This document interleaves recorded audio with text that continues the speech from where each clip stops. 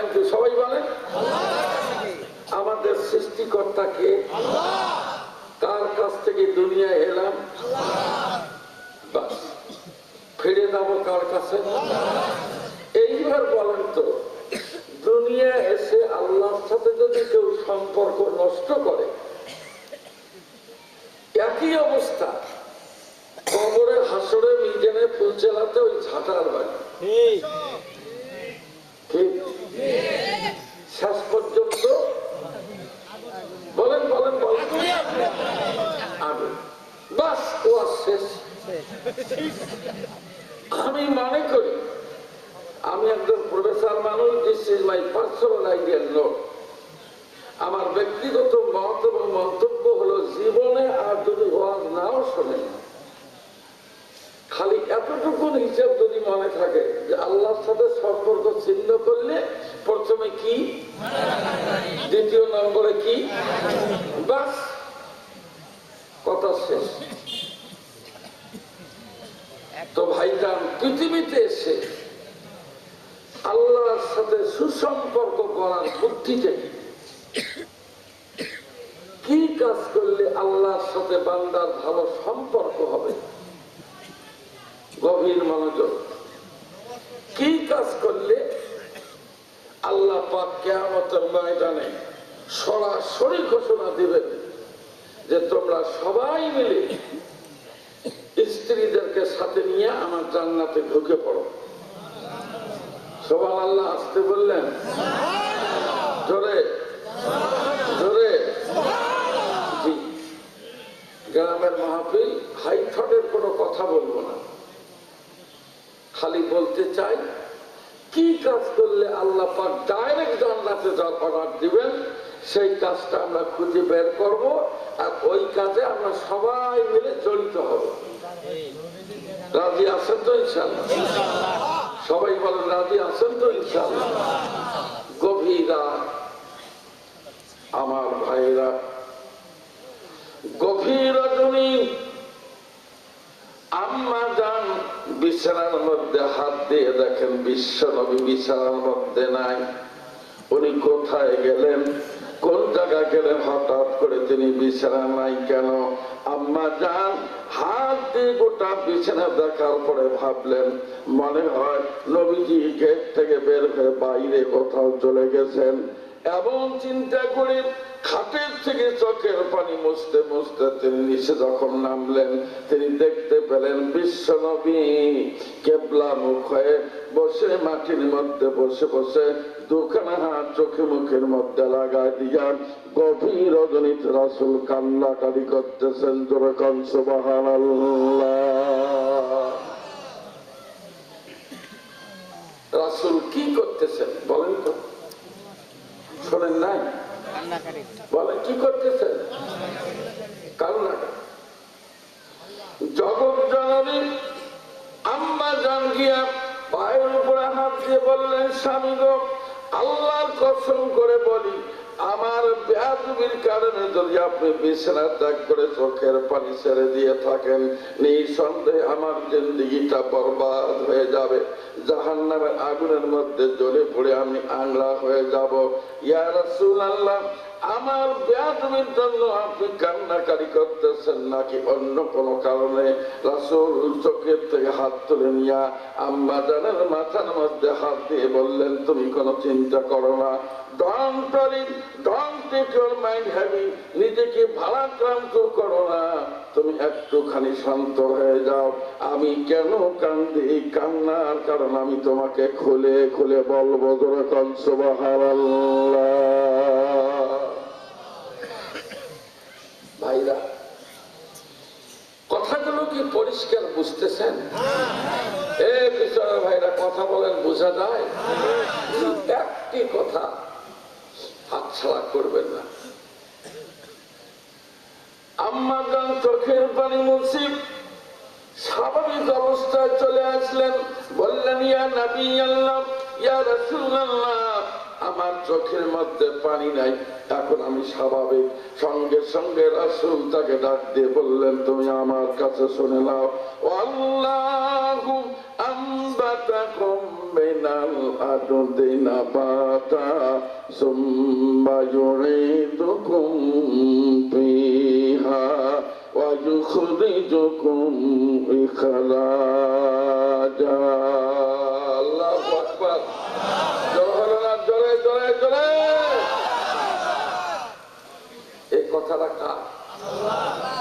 আল্লাহ বলছেন নবী, এই পৃথিবীর মানুষগুলোকে আমার পক্ষ থেকে পরিষ্কার করে বলে দাও, আল্লাহ মাটি থেকে মানুষকে উদ্গত করেছেন। তার মানে মাটি থেকে মানুষ তৈরি করে দুনিয়ার জমিনে তাদেরকে বেঁচে থাকার অধিকার দিয়া, পৃথিবীর মধ্যে সমস্ত নাজ নিয়ামত তাদের জন্য বরাদ্দ দিয়া, ধান দিয়া, গম দিয়া, চিনা দিয়া, সরিষা দিয়া, কালাই দিয়া, নাপা মূলা তরকারি দিয়া, কফি দিয়া, সব ধরনের ফল ফলারি উদ্ভিদ আদি দিয়া, শুকনা জমিনে গাছ, পানির নিচে মাছ, আকাশের মধ্যে মেঘ, এখান থেকে পানি বর্ষণ করে দিয়া মানুষের যাবতীয় চাহিদা এই পৃথিবীর জমিনে আমি আল্লাহ মিটাই দেই।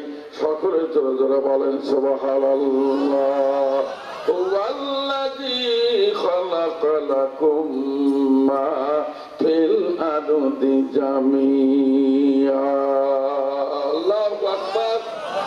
তিনি এমন দয়ালু খোদা যিনি পৃথিবীর মানুষের জন্য তামাম পৃথিবীতে দৃশ্য অদৃশ্য, যা দেখা যায় আর যা দেখা যায় না, সমস্ত কিছু জিনিস তৈরি করলেন শুধুমাত্র মানুষের জন্য। সুবহানাল্লাহ। কোন ধরে না জোরে জোরে জোরে। একটুখানি বলি তাহলে টের পাবেন। আমার আল্লাহ বলছেন ওয়াজআলা লাকুমুস সামআ ওয়াল আবসারা ওয়াল আফইদা লাআল্লাকুম তাশকুরুন। আল্লাহু আকবার। মানুষের দেখার জন্য আল্লাহ পাক চোখ দিলেন কয়টা? শোনার জন্য কান দিলেন কয়টা? ভালো মন্দ বোঝার জন্য বিবেক দিলেন আল্লাহ। সুবহানাল্লাহ। কান দিয়ে শুনবেন, চোখ দিয়ে দেখবেন। তাও দুইটা চোখ, দুইটা কান, দুইটা হাত, দুইটা পা, দুইটা নাকের ছিদ্র, দুইটা জিহ্বা, ডবল ডবল প্রোগ্রাম। তার মানে কোন কারণে যদি আপনার একটা চোখ কানা হয়ে যায় তো আর একটা চোখ দিয়ে আপনি চলতে পারবেন। ডবল প্রোগ্রাম ব্যবস্থা কে করলেন? সবাই বলেন জি জি। আমার আল্লাহ বলেন নবী, মানুষের জন্য সে ব্যবস্থা করে দিয়েছি, খাবারের ব্যবস্থা করলাম, সব ধরনের ব্যবস্থা আমি আল্লাহর পক্ষ থেকে তাদের জন্য করে দিয়েছি। এগুলো যদি লম্বা করে বলতে দিই অনেক সময় লাগবে, আপনিও কষ্ট পাবেন, আমিও কষ্ট পাবো। আমার আল্লাহ সংক্ষেপে জানিয়ে দিয়েছেন, বান্দারে তোমরা দিনের বেলা কর্মকাণ্ডে লিপ্ত থাকবে, রাতের বেলা আরাম করবে। এই জন্য আমি আল্লাহ তোমাদের জন্য দিন দিলাম, রাত দিলাম। রাতের বেলা তুমি যদি ঠিক মতো ঘুমাইতে না পারো তাহলে ঘুম না করে বডি ফেল করবে, তুমি চলতে পারবে না।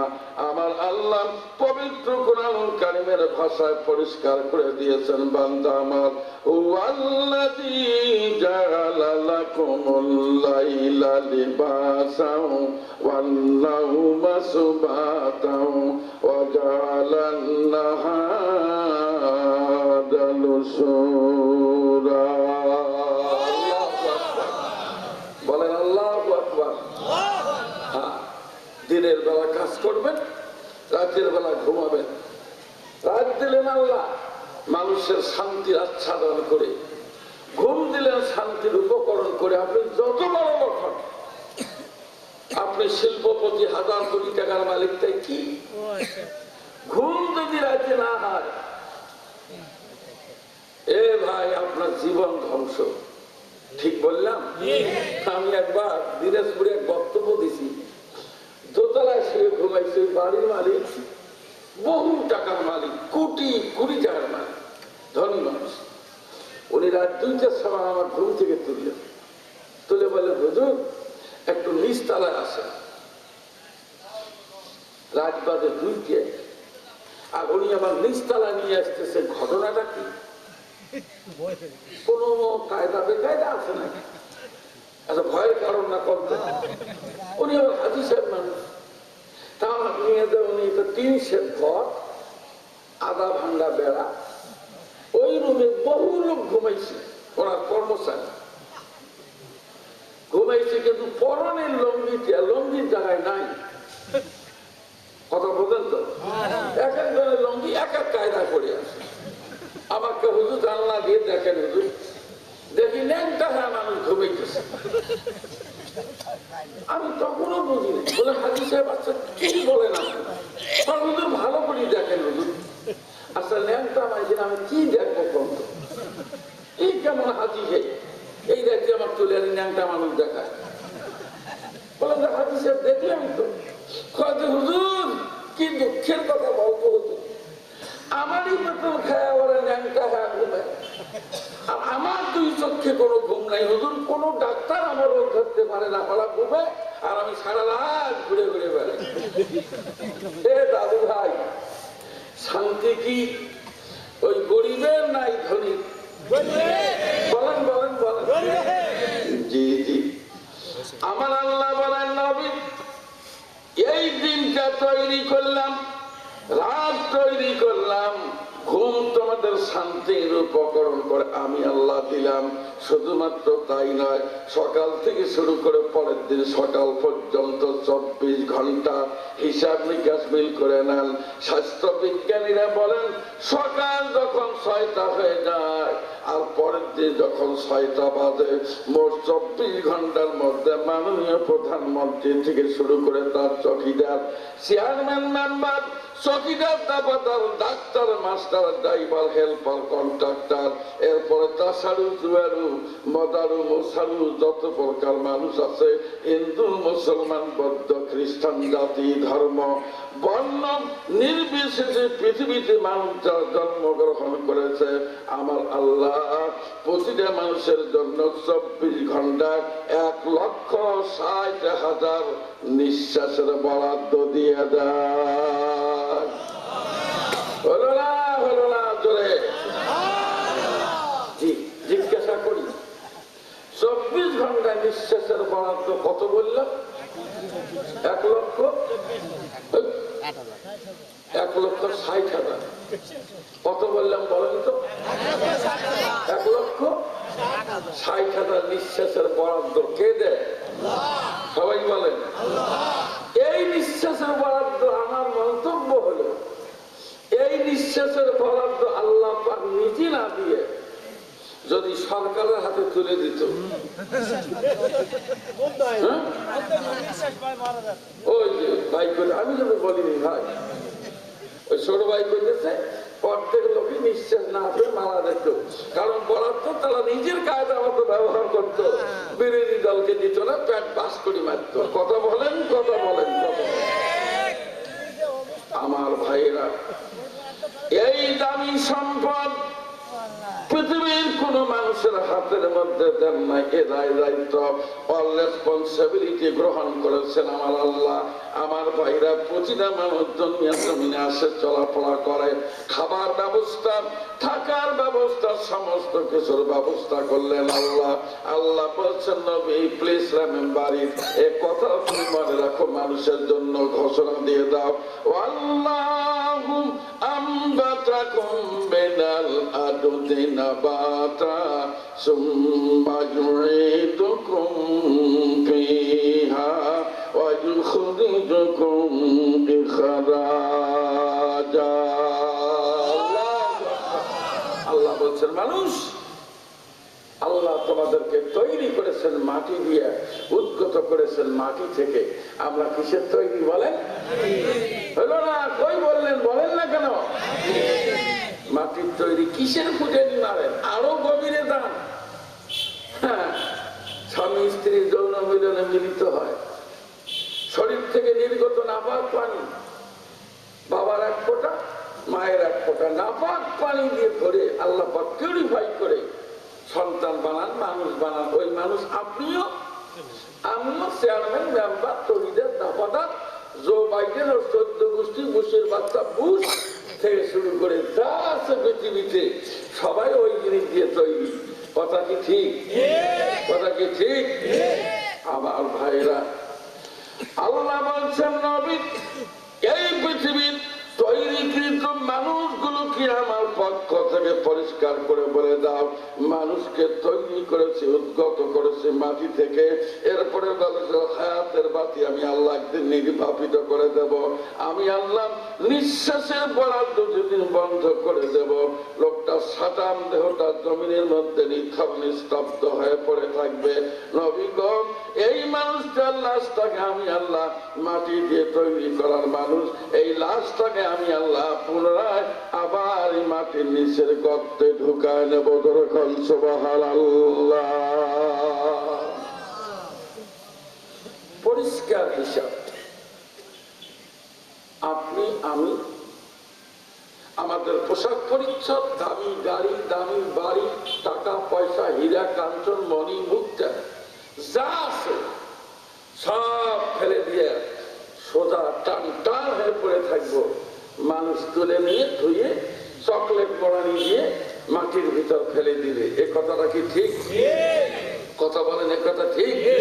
সেদিন এক হুজুর ওয়াজ করলো, শুনলাম, ওই আজ না হয় কালে তুমি যাইবে কবরে, যাওয়ার সময় দেখবে তুমি গো তোমার সবে রইবে পরে, যাওয়ার সময় দেখবে তুমি গো।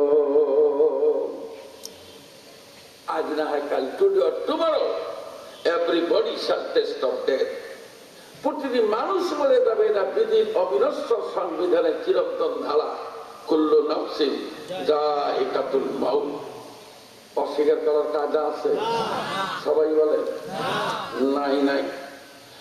আল্লাহ নবী বললেন, নবী পত্নী আমার কাছে শোনো, এই মানুষগুলি জন্মগ্রহণ করার পরে এরপরে দুনিয়ায় ঘোরাফেরা করে জীবন ছেড়ে দিয়া মাটির গর্তে ফেরত যাবে। এই পর্যন্তই যদি শেষ হতো তাহলে আমার চিন্তার কোনো কারণ ছিল না। কিন্তু হায়রে জাতি আমার কথা শুনতে চায় না। মহান আল্লাহ বলেছেন, নবী ওদেরকে বলে দাও আমি আল্লাহ রাব্বুল আলামিন বিচার করার জন্য একদিন তাকে আমার আদালতে আনবো। দরকার সুবহানাল্লাহ। কিয়ামতের মাঠে আল্লাহ মানুষের মুখখানা কুলুম মেরে করবে বন্ধ, বলার ভাগ্যে জুটবে না। পাগল মন আমার শুনেছো হাসরের সমাচার, ও যেদিন ঈসা মুসা যত নবী নফসি নফসি করিবে, হে মোহাম্মদ মুস্তাফা নবী উম্মত বলে কান্দিবে। পাগল মন আমার শুনেছো হাসরের সমাচার। প্রতিটা মানুষ বিচারের জন্য এক জায়গায় সমবেত হবে। ভাইরা শুনতেছেন? একজনে জি বললেন, কথা শুনতেছেন? মাইকের আওয়াজে কথা বোঝা যায়? একটু হানা বলেন। জীবনে আপনার এলাকায় আসিনি, এই প্রথম আসলাম, দুইটা কথা আল্লাহর রাস্তায় বলে দিয়ে যাই, বেশ সমস্ত মানুষ এক জায়গায় সমবেত হবে। তার মানে হিন্দু, মুসলমান, বৌদ্ধ, খ্রিস্টান, জাতি, ধর্ম, বর্ণ সব মানুষ এক জায়গায় যাবে।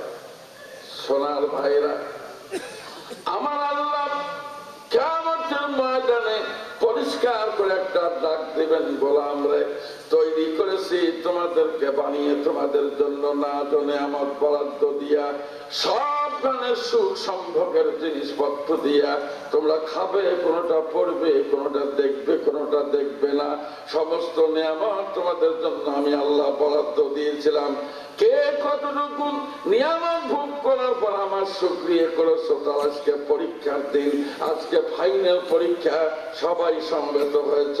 এই সময় মহান রব্বুল আলামিন একটা ঘোষণা করবেন, ইয়া ইবাদি লা খাউফুন আলাইকুমুল ইয়াওমা ওয়া লা আনতুম তাহজানুন। আল্লাহু আকবার। এই যুবক জোরে জোরে জোরে। আল্লাহ বলবেন, বান্দারে আজকের দিনে তোমাদের কোনো ভয়ও নাই, তোমাদের কোনো চিন্তাও নাই। এই ঘোষণা আসবে, জেনারেলি ঘোষণা, সবাই শুনবে। চিন্তাও নাই। এইবার কথাটা যেভাবে বুঝবেন এইভাবে বলি। এই ঘোষণা পর, এটা কেমন ঘোষণা? মাননীয় প্রধানমন্ত্রী যেমন করোনা ভাইরাস সময়ের কালে অটো পাস দিয়েছে, বুঝলেন নাই আমার কথাটা? কি পাস? আপনার জয়পুরের লোক পায় নাই? Auto pass.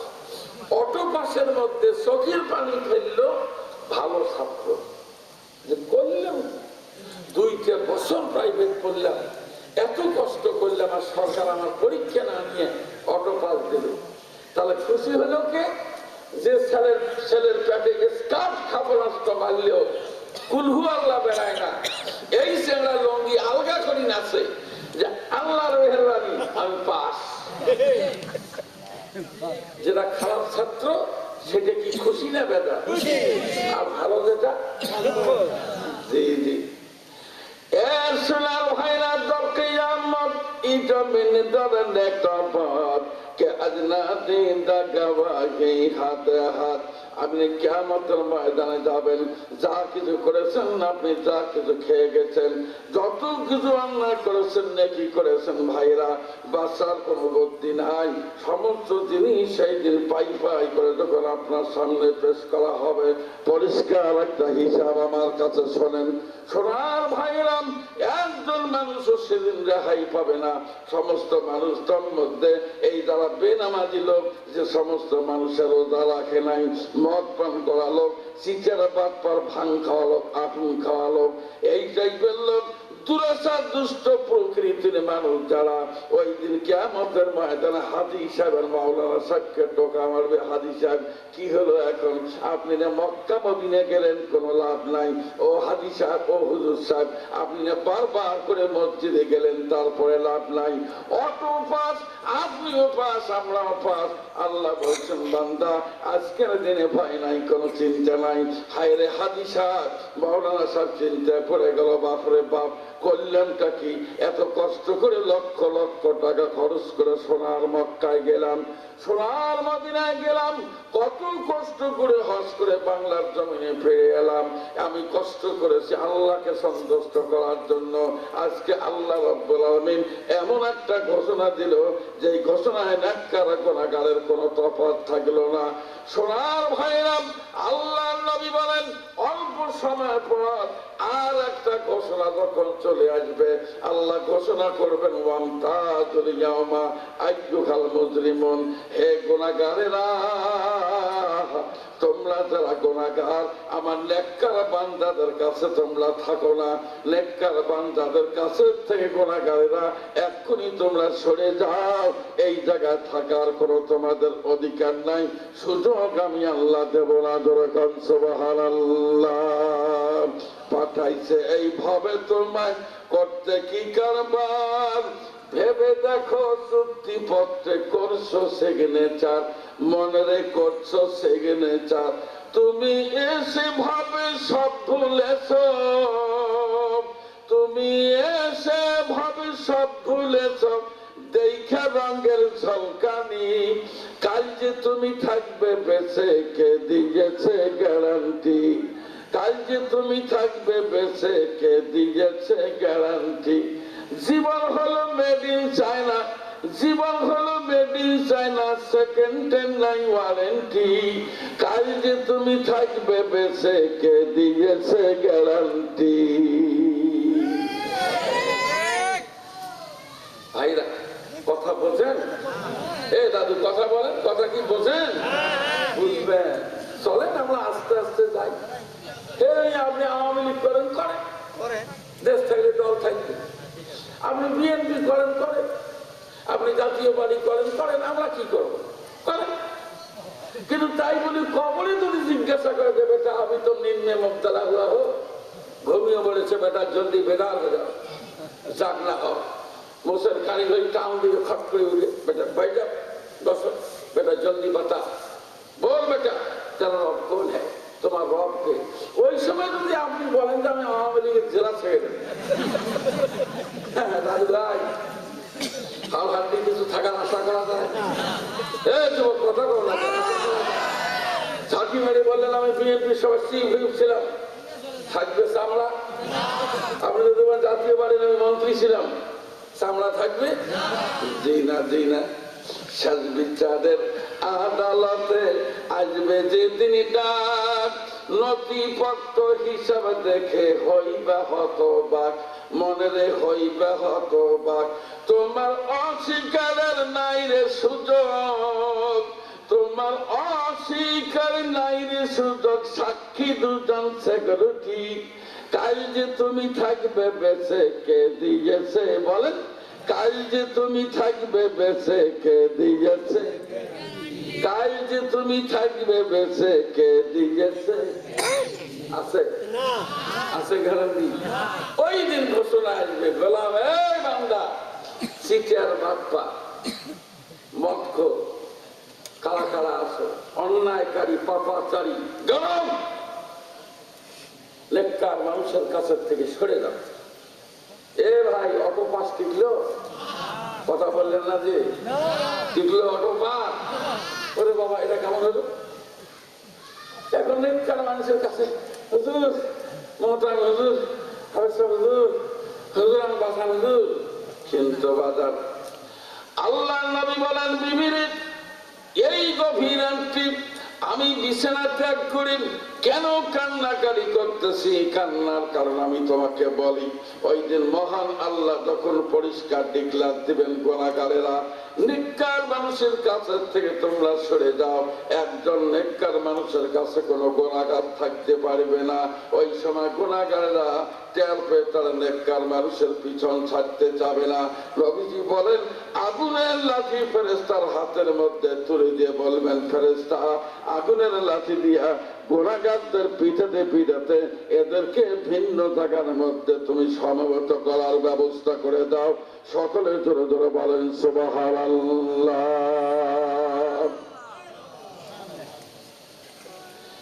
এ সোনার ভাইরাম, অটো পাস টিকল না, গুনাহগাররা যেতে চাবে না।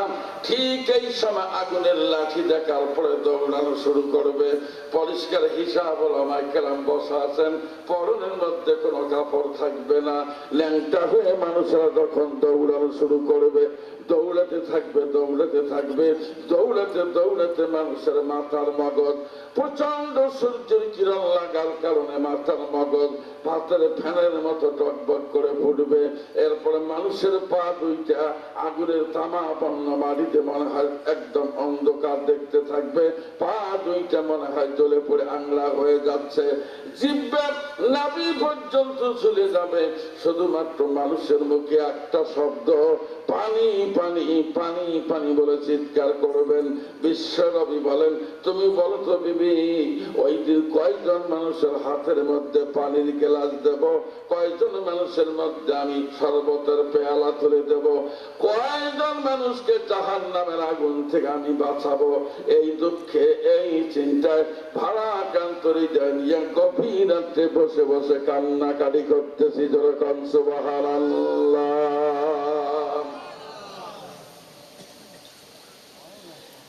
ইসমাইলপুরের ভাইরাম, তাহলে কি বাঁচার কোন পথ নাই? কোন পন্থা অবলম্বন করলে দেওয়ানপুর এই ইসমাইলপুরের মানুষ বাঁচবেন, আক্কেলপুরের মানুষ বাঁচবেন, জয়পুরহাট জেলার মানুষ বাঁচবেন, তাম পৃথিবীর মানুষগুলো কেমনে বাঁচতে পারবে? সাথে সাথে মহান আল্লাহ ঘোষণা করলেন, নবী চিন্তা ভাবনা তুমি করো না, চিন্তা করার কোনো দরকার নাই। আমি পরিষ্কার করে তোমাকে জানিয়ে দেই, পৃথিবীর জমিনে তোমার উম্মতরা যখন দুইটা কাজ করবে, এ সোনার দাদু ভাইরা ভালো করে শোনেন, আমার আল্লাহ বলেন, পৃথিবীর জমিনে যখন দুইটা কাজ মানুষ করতে পারবে, আমি আল্লাহ ঘোষণা করলাম, এই মানুষগুলোকে আমি আল্লাহ ডাইরেক্ট জান্নাতে যাওয়ার অর্ডার দিয়ে দেবো। যখন সুবহানাল্লাহ, আল্লাহু আকবার। হলো না, হলো না, হলো না, জোরে আরো জোরে। ইসমাইলপুরের ভাইরা কষ্ট পাইতেছেন? চলেন তো আমরা খোঁজ নেই। দুইটা কাজ, কয়টা? শর্ট সিলেবাস, একে শর্ট সিলেবাস। দুইটা কাজ কাজ করবেন, কোরআনের কথা, আমার কোনো কথা নয়। আল্লাহ ডাইরেক্ট অর্ডার দেবেন, তোমরা সবাই জান্নাতে যাও, সাথে স্ত্রীদেরকেও নিয়ে যাও। সবার আল্লাহ এত আসতে বললে কাম হয়? মহিলাদের ভয় আসতে বলেন নাকি? এই যুবক আবার জোরে সবার আল্লাহ কত শুনি। আশ্চর্য কথা। বাস চলে। কি কি দুইটা কাজ একটু বলবো? বলা দরকার না? কিভাবে বাঁচবো? আমার আল্লাহ বলেন, নবী এইবার তুমি মানুষকে বলে দাও, ইন্নাল আল্লাযীনা আমানু বিআয়াতিনা ওয়া কানু মুসলিমিন। জোরে বলো না, জোরে জোরে জোরে। দুইটা কাজ ভাইজান, আল্লাহর ওয়াস্তে জবান খুলবেন। কয়টা কাজের কথা বললাম? সবাই বলেন আলহামদুলিল্লাহ, আলহামদুলিল্লাহ। বাস, তার প্রথম কাজটা হলো, তার এই দুটি কাজের প্রথম কাজ হলো মৌলিক বিষয়ের উপরে মানুষের ঈমান আনা। আল্লাহর প্রতি, রাসূলের প্রতি, তারপরে কিতাবের প্রতি, কিয়ামতের প্রতি ইত্যাদির প্রতি, অর্থাৎ যে সমস্ত জিনিসের উপরে ঈমান আনা জরুরি, এই জিনিসগুলোর উপরে মানুষ প্রথম নম্বরে ঈমান আনবে। ভাইরা আমার সাথে কথা বলেন, কি আনবে বলেন তো? ঈমান আমরা আনি নাই? ঈমান ঈমান আপনাদের নাই? কথা দেখুন না, ঈমান আনেন নাই? কার কার ঈমান আছে হাত তোলেন তো দেখি আল্লাহর রাস্তে। একটু তোলে হাতটা লম্বা হয় না। আরে ভাই একদিন হাত পোকায় খাবে রে ভাই। হ্যাঁ, লিল্লাহি তাকবীর। ঈমান আছে? বাস, এই ঈমানের কথা একটু শোনেন। ঈমান আছে বলে আমরা দাবি করি, ঈমান আছে বলে আমরা স্বীকার করি।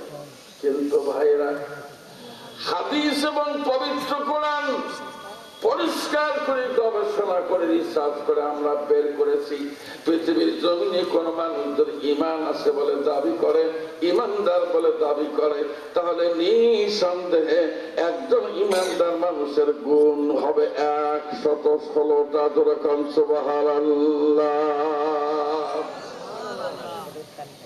কয়টা গুণ? 116টা। এটার বাস্তবতা কি? ঈমান আনলাম বললে ভালো কথা, ঈমান আনলেন, বিয়ে করতে গেছেন, হুজুর বলে দিল যে বাবা বলেন আলহামদুলিল্লাহ। আপনি খালি বললেন যে আলহামদুলিল্লাহ, কবুল করলেন। এই খালি কবুল করলে জরিনা, সকিনা, মামেনা, হাজারা, ফাতেমা তার যাবতীয় জীবনের দায় দায়িত্ব, কাপড় চোপড়, খাওয়া দাওয়া, খাট পালন, ল্যাপটপ, যা আছে সব দায়িত্ব স্বামীর উপরে আসলো এই আলহামদুলিল্লাহ বলার কারণে। কথা কি ঠিক? এখন বউ কাছে অমনি আক্কেল বুদ্ধ ফেনার গান ছিঁড়ে বানালে, আসি দেখেন যে বউ আবার হাসে, অমনি হুজুর গান, হুজুর বউ যিনি আসর করছে, খালি নানান কাহিনী। এখন বউকে মারা গেল, কাপড়ের কাপড় আপনার, জায়গা দিতে হবে আপনার, অর্থাৎ বিয়ে করার অর্থ হলো যাবতীয় দায়ী দায়িত্ব বউটা আপনার ঘাড়ের উপরে পড়লো। আমার কথা কি বুঝলেন? হঠাৎ কথা বললাম কেন? কোন আলাপের সাথে কোন আলাপ? আমার ভাইরা, ঈমান আনলেন। আমার আল্লাহ বলছেন, নবীজি ঈমান যদি পৃথিবীর জমিনে কোন মানুষ আনে, তাহলে তাকে পরিষ্কার করে বলে দাও, ইন্নামাল মুমিনুনা আল্লাযীনা ইযা যুকিরাল্লাহু ওয়াজিলাত কুলুবুহুম ওয়া ইযা তুলিয়াত আলাইহিম আয়াতুহু যাদাতুহুম ঈমানাও ওয়া আলা রাব্বিহিম ইয়াতাওয়াক্কালুন। জি, ঈমান আনার প্রথম যে গুণটা, সে গুণ হলো ঈমানদার ব্যক্তির সামনে নারী হোক আর পুরুষ হোক, যদি আল্লাহর কথা বলা হয়, ভাইজান মনোযোগী হবে, ইমানদার ব্যক্তির সামনে যদি আল্লাহর কথা বলা হয় সাথে সাথে ইমানদারের কলিজাটা কেঁপে উঠবে, অন্তরটা ভীত সন্তুষ্ট হবে আল্লাহর নাম শোনার পর। সুবহানাল্লাহ বলেন। কার নাম শোনার পর? সবাই বলেন, সবাই বলেন। বাস আমার ভাইরা, চলেন তো এবার আমরা তথ্য নাই এই জমিনের মধ্যে আজ পর্যন্ত কি মা বন্ধের কানের মধ্যে এই কথাটা যায় নাই। হযরত ওমর রাদিয়াল্লাহু তাআলা আনহুকে রাসূলকে বললেন, ইয়া রাসূলুল্লাহ, অন্ধকার যুগের মেয়েরা সাজগোজ করে নিজের চেহারা মানুষের সামনে প্রদর্শনী করে। ইয়া রাসূলুল্লাহ, কোরআন নাযিলের ধারা এখনো যেহেতু অব্যাহত আছে, আপনি আল্লাহকে বলে দেন আল্লাহ যেন মেয়ে মানুষের চলার গতিবিধি কেমন হবে, মেয়ে মানুষরা কোন সিস্টেমে চলবে তার একটা দিক নির্দেশনা দিয়ে দেন। লম্বা করি না, মুফাসসিরিন ইকরাম বলেন বিশ্ব নবী দোয়া করার আগে হযরত উমরের কথায় মহান আল্লাহ পর্দার আয়াত নাযিল করেছেন। যেরকম সুবহানাল্লাহ, وقرن في بيوتكن ولا تبرجن تبرج الجاهلية الأولى। আল্লাহু আকবার। জি, মহিলারা যে পর্দায় থাকবে এই অর্ডারটা কার? সবাই বলতে হবে আল্লাহর অর্ডার। এই কথাটা এদেশের মেয়েদের কানে যায় নাই। এবার একটু কথা বললে হয় না? যায় নাই? তা মানে কথা বলেন মানে কি? জি, আগে মা বোনরা আমরা দেখতাম ছোটকালে মা বোনরা মাথার মধ্যে এভাবে ঘোমটা দিয়ে পথে চলতো। সিনিয়র ভাইরা কথা বলেন, ঠিক এইরকম ছিল না? এখন ঘোমটা তো দূরের কথা, ওড়নাটুকু ওড়নার জায়গায় নাই। ওড়না যে জায়গায় থাকার কথা ছিল সে জায়গায় ওড়নাটুকু এখন নাই, পরিষ্কার। কি হলো এটা? গাছে যাদের ভিনদেশি হাওয়া লাগিয়াছে সম্প্রতি, জৌলুস তারা দেখেছে কেবল, দেখে নাই পরিণতি। আজকে অবস্থা এমন, বিদেশি সভ্যতা আমাদের দেশে আনলো জৌলুস বৃদ্ধি করার জন্য, কিন্তু এটাতে পরিণতি কি এই হিসাব এ জাতি করলো না। সেটা কিরকম আমার কাছে টাকা ভাইরা, সেটা হলো এরকম, আপনারা বোঝেন কিনা দেখেন তো আমার ভাষাটা। ছাগল গরু যদি অন্য লোকের ক্ষেত খায় তাহলে ক্ষেতের মালিক ছাগল গরু ধরে নিয়ে আইনের কাজ করে, সরকারের বরাদ্দকৃত একটা নির্দিষ্ট স্থান আছে, আমার এলাকা বলে খোয়ার। কি কয়? খোয়ার। জি, খোয়ারের মধ্যে দেয়। তা আমার এলাকার লোক কোন ছেলে যদি ছাগল গরু খোয়ারে দেয় তার 10 টাকা 20 টাকা দেয়, বাবা বিস্কুট খাই। তার মানে এটা একটা ঘুষ, যে বাবা পাইলে আরো না। কি কর পড়াটা খাওয়ার খুব নেশা, প্রতিদিন সকালে সে 2 পড়াটা আর ফ্রি ডাল এটা খাবে। তো সকালবেলা উঠে থেকে পকেটে পয়সা নাই, আচ্ছা পুরি খাই কি দিয়ে, পড়াটা খাই কি দিয়ে, মাথা গরম হয়ে গেল। শেষ পর্যন্ত নিজের ছাগল দিছে খোয়ারে দিয়ে 10 টাকা নিয়ে আসি পড়াটা খাবে। আচ্ছা এই লোকটা যে কাজটা ঠিক করলো, এ ভাই কথা কর না কেন, এটা কি ঠিক করলো? আরে বাবা, নিজের ছাগল 10 টাকার লোভে খোয়ারে দিলে এটা আনতে কত কোটি। ক্ষতির দিকটা কি, সারাদিন ছাগলটা বাঁধা থাকবে, খাইতে পারবে না, ছাগলের স্বাস্থ্য নষ্ট হবে, নানান ক্ষতিকর দিক। কথাটা বললাম কেন? আজকে আমাদের বাংলাদেশের মুসলমান মা বোনেরা ইসলাম, কোরআনুল কারীম, নবীর আদেশ সবকিছু খোয়ারে দিয়ে এরা বিদেশি সভ্যতা এটা করলো আমদানি। কথা কি বলে, কথা কি বুঝতেছেন? এটা আমদানি করে দেশে আসলো, লাভ কি?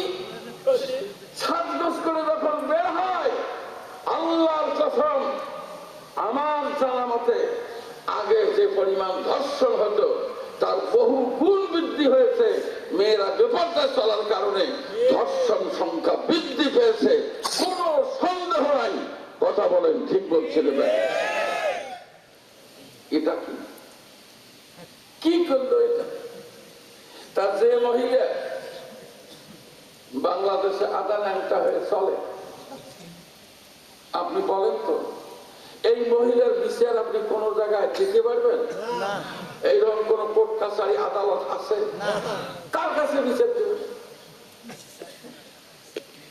স্যার দরখাস্ত নেন, আমার এলাকা অমুক অমুক মহিলা আধা ন্যাংটা হয়ে রাস্তা চলে, তাদেরকে আইনের আওতায় আনেন, হবে বিচার? কেন? কে বিচার করবে? আপনি কাকে বিচার দেবেন? এই জন্যই মাঝে মধ্যে বলি, ক্লাস 7 ছেলে দুষ্টামি করে ব্যাগ নিয়ে লিচুর বাগানে ঢুকছে, এক ব্যাগ লিচু লিচু। মালিক ধরে বলছে, বেটা এটা কি করলি? বেটা লিচু চুরি করলি কেন? চল তোর বাপকে বিচার দেব। তোর ছেলে যার কাছে চাচা খামাকে হাত ধরে কোথায় নেই, তোর বাপের কাছে যাবো। চাচা লাভ নাই, চাচা বাপে আমার বিচার করবে না। বাপে বিচার করবে না কেন? কয়েছে চাচা আমি তো ব্যাগ নিয়ে চুরি করলাম, আমার আব্বা গাছের আগালে দেখেন বস্তা নিয়ে বসে আছে।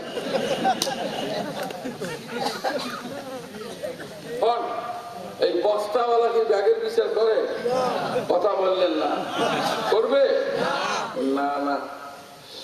এর সোনার ভাইরাম, একটা পয়েন্টের উপরে যদি কথা বলতে যাই তামাম রাত চলে যাবে, টের পাবেন না, কষ্ট পাবেন, আমিও কষ্ট পাবো। সংক্ষেপে বলি, আল্লাহ বলেন আমার পরিষ্কার বর্ণনা করো, দুনিয়ার মহিলারা সুঠাম দেহের অধিকারিণী করেছি আমি।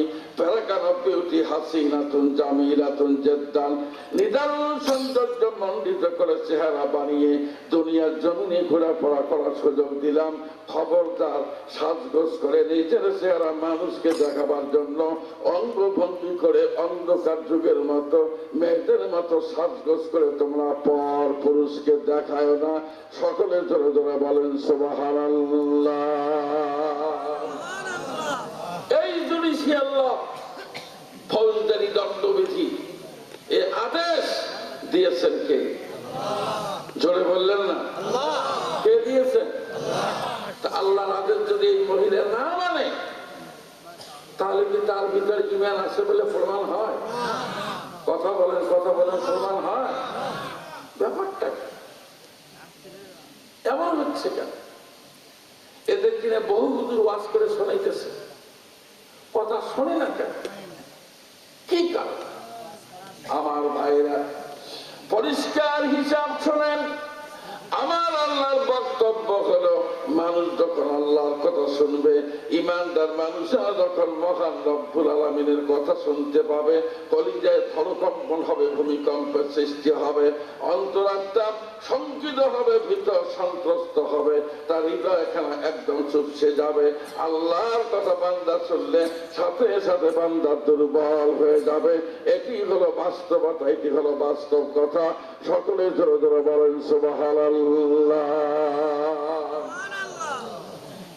ছোট্ট একটা কথা বলবো, মায়েরা বোনেরা যারা এসেছেন, মা আমাকে গালি না দিয়ে শুধু আমার কথাটা মিলিয়ে নেবেন। মেয়েদের একটা আত্মঘাতী সিদ্ধান্ত আছে, মেয়েদের একটা বদ অভ্যাস আছে, দামি কাপড় স্বামীর সামনে পড়ে না, তুলে রাখছে। কবে দুলাভাইয়ের বাড়িতে যাবে, কবে আকিকার অনুষ্ঠানে যাবে, কবে বিবাহের অনুষ্ঠানে যাবে, ওই দিন ওই কাপড় বের করে সাজগোজ করে কাপড় সবর পরে টান টান চেহারা নিয়ে হাঁটতে হাঁটতে চলে গেল অনুষ্ঠানে। আমার এই কথাটা কি ঠিক? সবাই বলেন এই কথাটা কি ঠিক?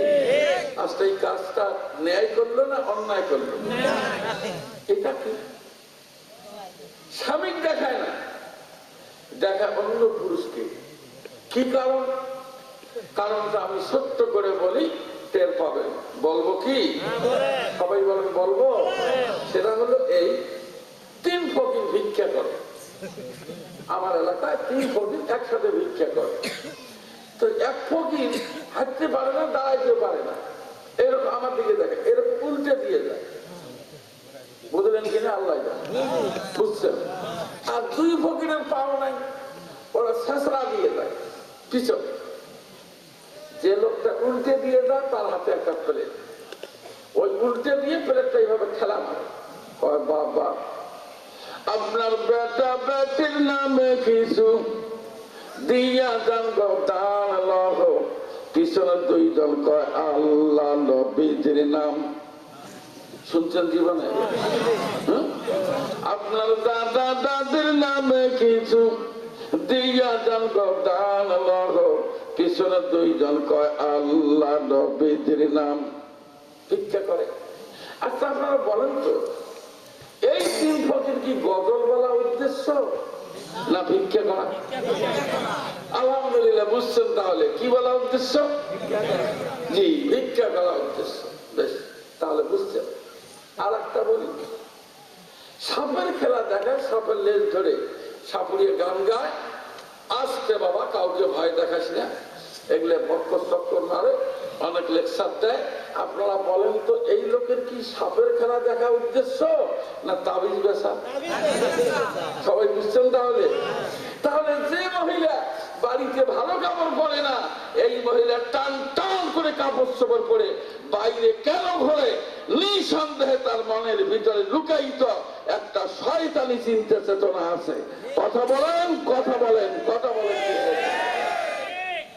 উদ্দেশ্য খারাপ, চেহারা দেখায়, স্লোগান দেয় লাভ বের কি লাভ।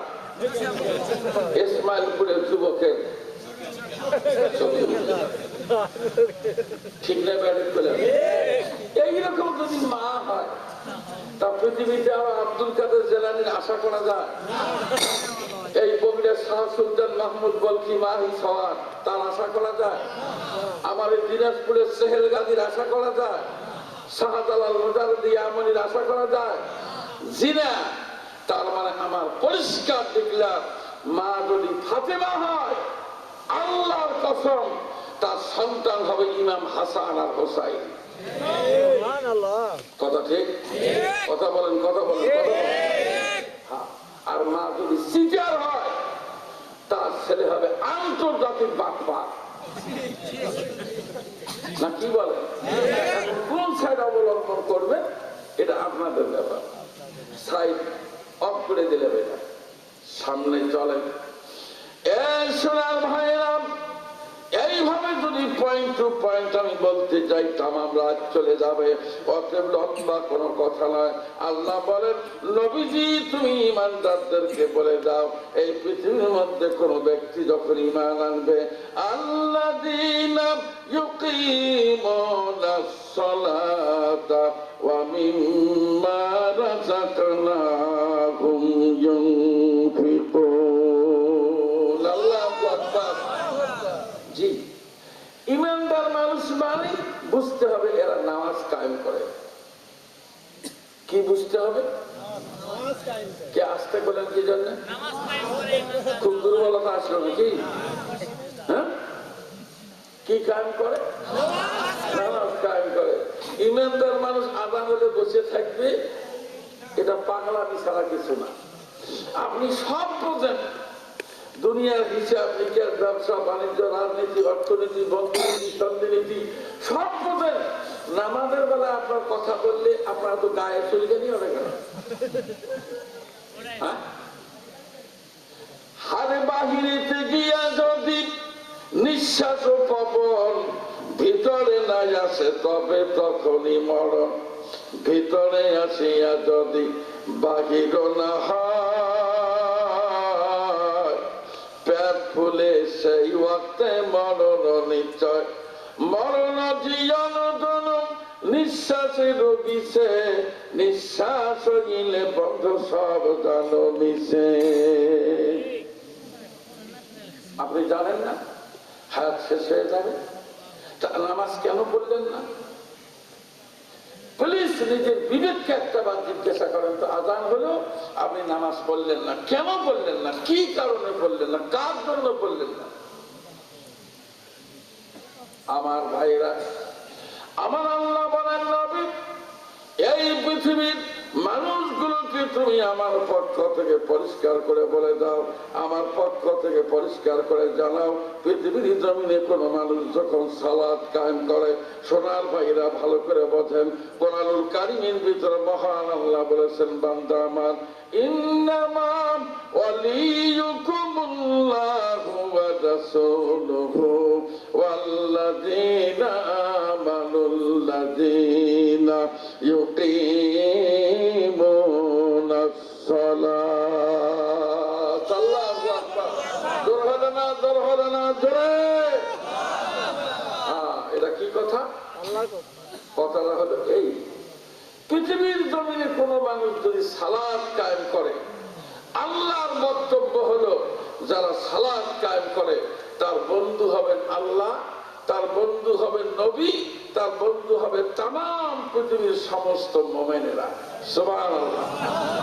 তাহলে এক নম্বরে নামাজি মানুষের বন্ধু কে? এ ভাই কে? আল্লাহ। আল্লাহ যদি কারো বন্ধু হয়, এবার আপনি আমার বুঝেন, আল্লাহ যদি কারো বন্ধু হয়, এই লোকটার আরো কোন চিন্তা আছে, কোন ভাবনা আছে? কবরে, হাসরে, মিজানে, ফুলচেরাতে, জান্নাত জাহান্নাম নিয়ে কোন চিন্তা নাই, কারণ বন্ধু হলেন কে? কে বন্ধু হলেন? তাহলে এইবার আপনারা বলেন, কারা কারা আল্লাহ রাসূলকে বন্ধু বানাবেন? একযোগে আল্লাহর রাস্তায় হাত তুলে আল্লাহকে দেখান, লিল্লাহি তাকবীর। বাস,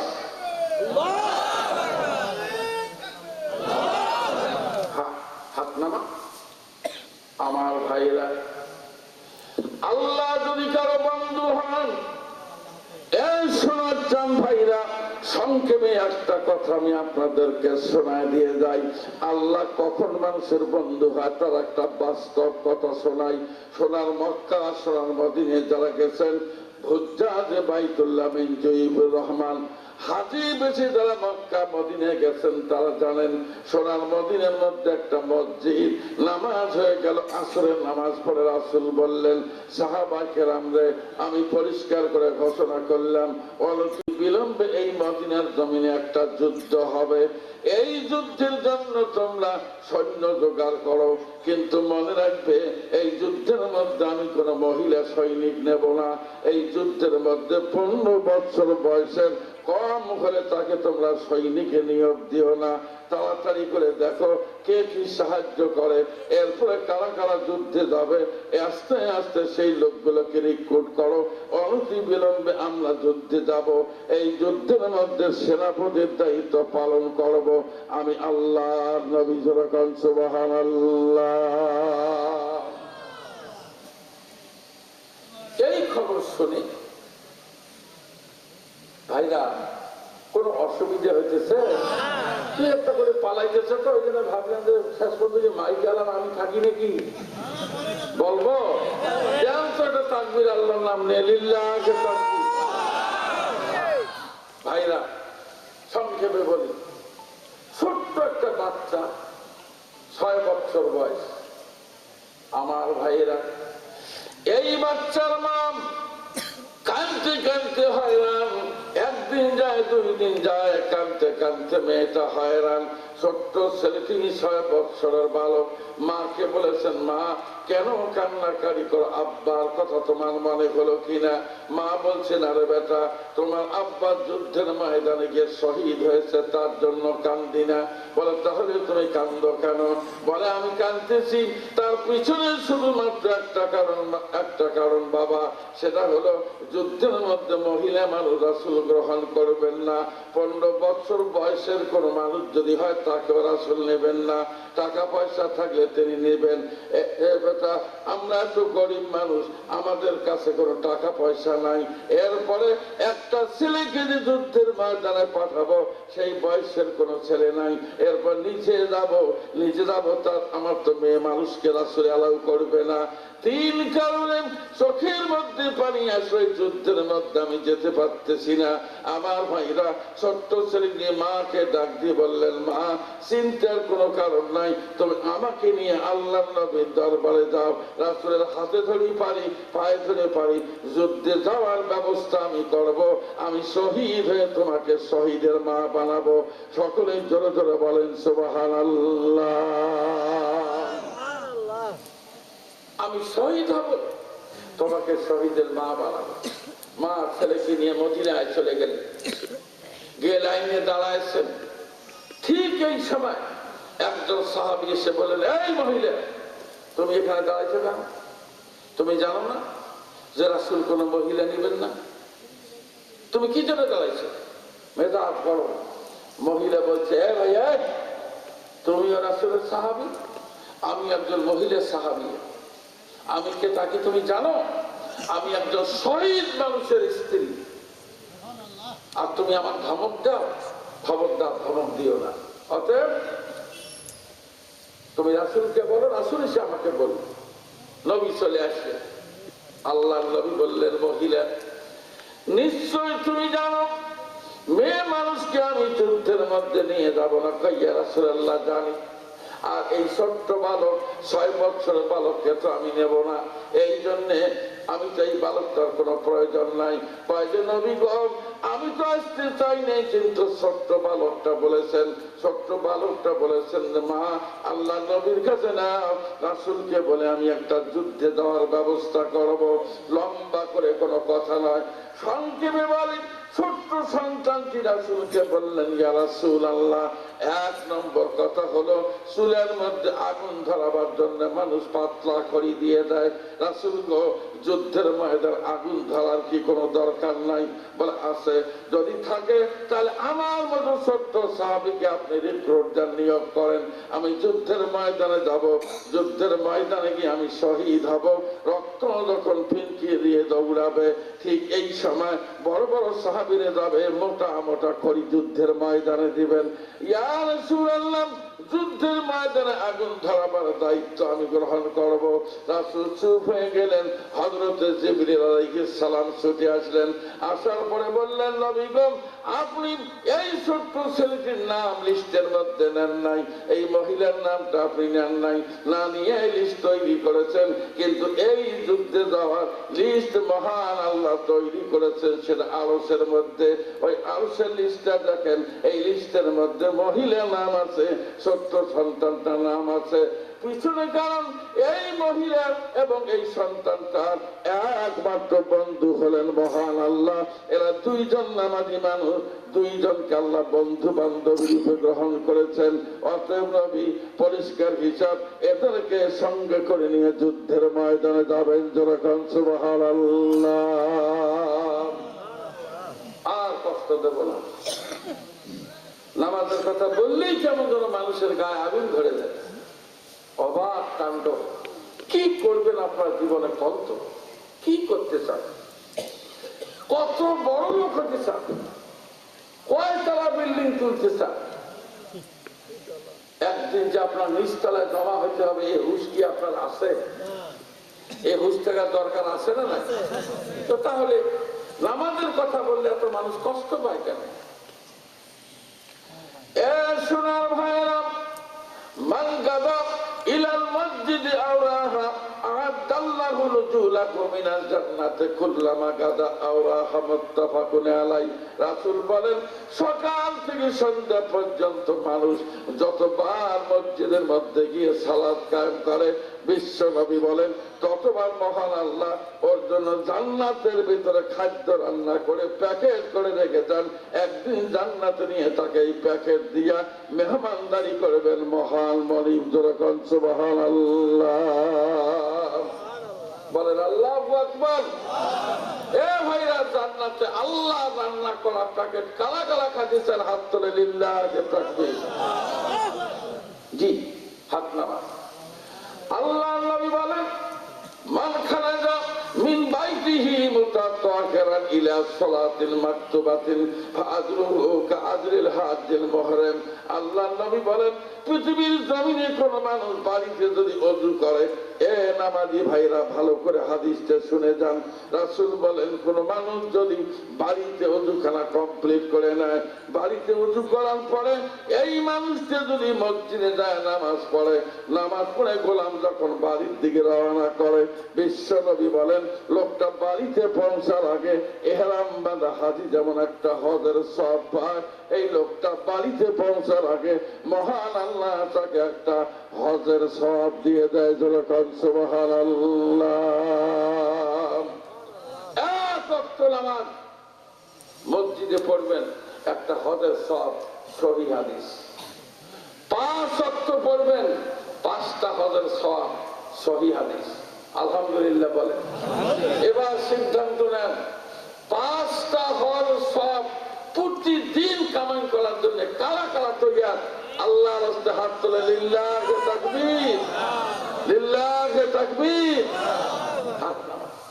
ফজরের নামাজ হয়ে গেল, বাড়িতে ছুটে আসলেন, ওযু আছে, সূর্য উদয় হওয়ার পর পৃথিবীর কোন মানুষ যদি 2 রাকাত নামাজ পড়ে, এ সোনার ভাইরা হাদিসটা শুনে যান।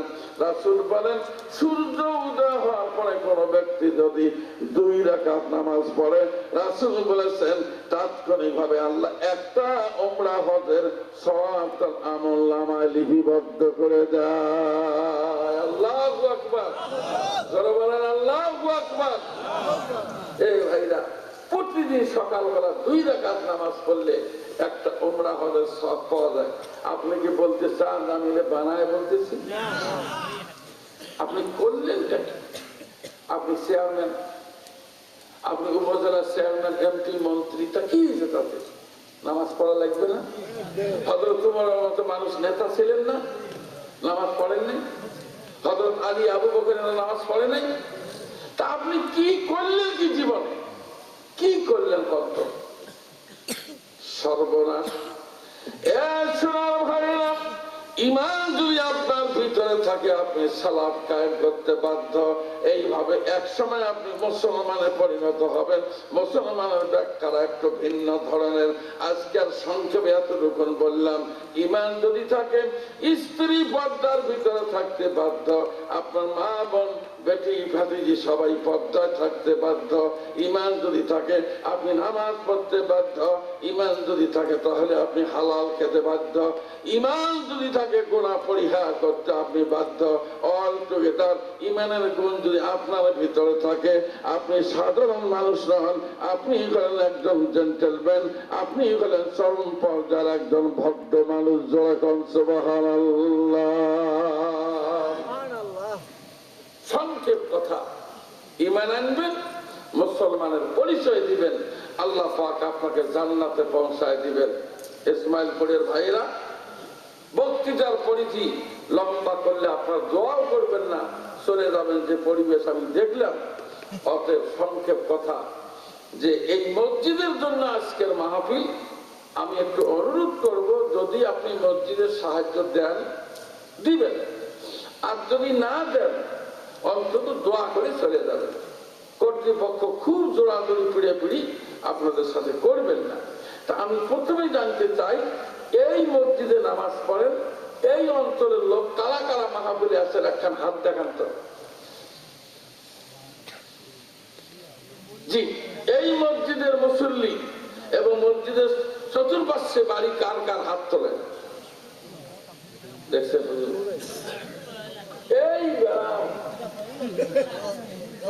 জি এই ব্যারাম খালি এখানে আয়োজন করে, টাকার আশা করে মানছে। আরে বাবা, তার এলাকার মসজিদ যে ভাঙা, কি করবে? সর্বোচ্চ এখন 10 টাকা নোট দিয়ে পালায়। এখন কাকে বলি যে আপনি 10,000 টাকা দেন?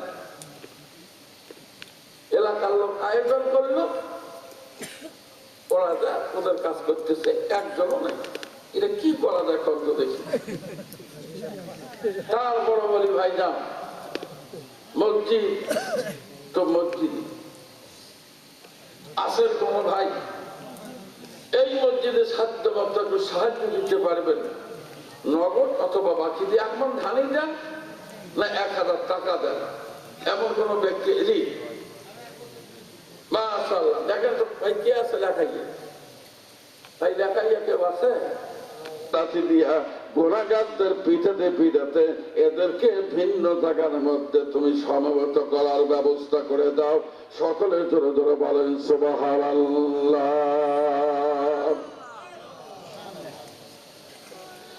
এ সোনার ভাইরাম অটো পাস টিকল না গোলা গাদা যেতে চাবে না ঠিক এই সময় আগুনের লাঠি দেখার পরে দৌড়ানো শুরু করবে পরিষ্কার হিসাব ওলামায়ে কেরাম বসা আছেন পরনের মধ্যে কোনো কাপড় থাকবে না ল্যাংটা হয়ে মানুষেরা যখন দৌড়ানো শুরু করবে দৌড়াতে থাকবে দৌড়াতে থাকবে দৌড়াতে দৌড়াতে মানুষের মাথার মগজ প্রচন্ড সূর্যের কিরণ লাগার কারণে মাথার মগজ ভাতের ফ্যানের মতো টকবক করে ফুটবে এরপরে মানুষের পা দুইটা আগুনের তামাপন্ন মাটিতে মনে হয় একদম অন্ধকার দেখতে থাকবে পা দুইটা মনে হয় জ্বলে পড়ে আংলা হয়ে যাচ্ছে জিহ্বার নাভি পর্যন্ত চলে যাবে শুধুমাত্র মানুষের মুখে একটা শব্দ পানি পানি পানি পানি বলে চিৎকার করবেন বিশ্বনবী বলেন তুমি বলো তো বিবি ওই দিন কয়জন মানুষের হাতের মধ্যে পানির গ্লাস দেব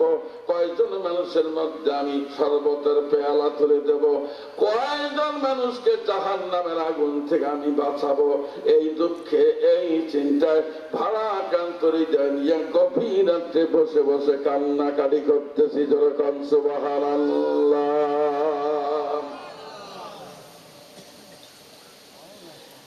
ইসমাইলপুরের ভাইরাম তাহলে কি বাঁচার কোন পথ নাই কোন পন্থা অবলম্বন করলে দেওয়ানপুর এই ইসমাইলপুরের মানুষ বাঁচবেন আক্কেলপুরের মানুষ বাঁচবেন জয়পুরহাট জেলার মানুষ বাঁচবেন তাম পৃথিবীর মানুষগুলো কেমনে বাঁচতে পারবে সাথে সাথে মহান আল্লাহ ঘোষণা করলেন নবী চিন্তা ভাবনা তুমি করো না চিন্তা করার কোনো দরকার নাই আমি পরিষ্কার করে তোমাকে জানিয়ে দেই পৃথিবীর জমিনে তোমার উম্মতরা যখন দুইটা কাজ করবে এ সোনার দাদু ভাইরা ভালো করে শোনেন আমার আল্লাহ বলেন পৃথিবীর জমিনে যখন দুইটা কাম মানুষ করতে পারবে আমি আল্লাহ ঘোষণা করলাম এই মানুষগুলোকে আমি আল্লাহ ডাইরেক্ট জান্নাতে যাওয়ার অর্ডার দিয়ে দেব যখন সুবহানাল্লাহ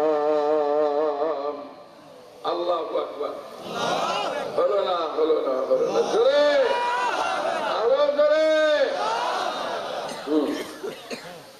ইসমাইলপুরের ভাইরা কষ্ট পাইতেছেন চলেন তো আমরা খুঁজলে দুইটা কাজ কয়টা শর্ট সিলেবাস একে শর্ট সিলেবাস দুইটা কাজ করবেন কোরআনের কথা আমার কোনো কথা নয় আল্লাহ ডাইরেক্ট অর্ডার দিবেন তোমরা সবাই জান্নাতে যাও সাথে স্ত্রীদেরকেও নিয়ে যাও সবার আল্লাহ এত আসতে বললে কাম হয় মহিলাদের ভয় আসতে বলেন নাকি এই যুবক আবার জোরে সবার আল্লাহ কত শুনি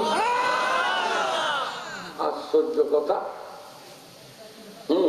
বাস চলে কি কি দুইটা কাজ একটু বলবো বলা দরকার না কিভাবে বাঁচবো আমার আল্লাহ বলেন নবী এইবার তুমি মানুষকে বলে দাও ইন্নাল আল্লাযীনা আমানু বিআয়াতিনা ওয়া কানু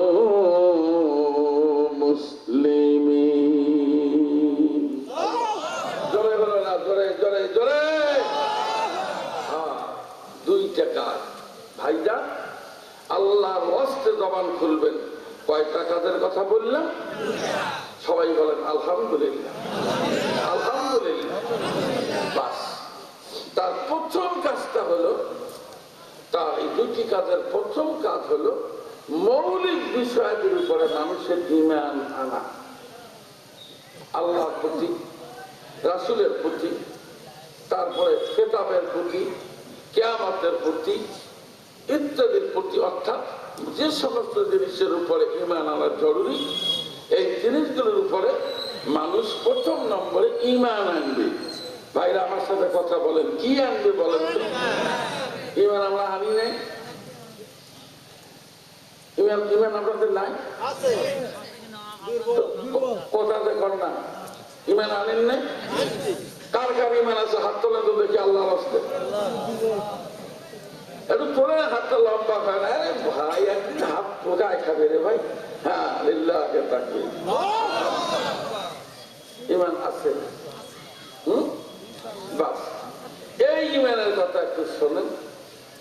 ইমান আছে বলে আমরা দাবি করি, ইমান আছে বলে আমরা স্বীকার করি।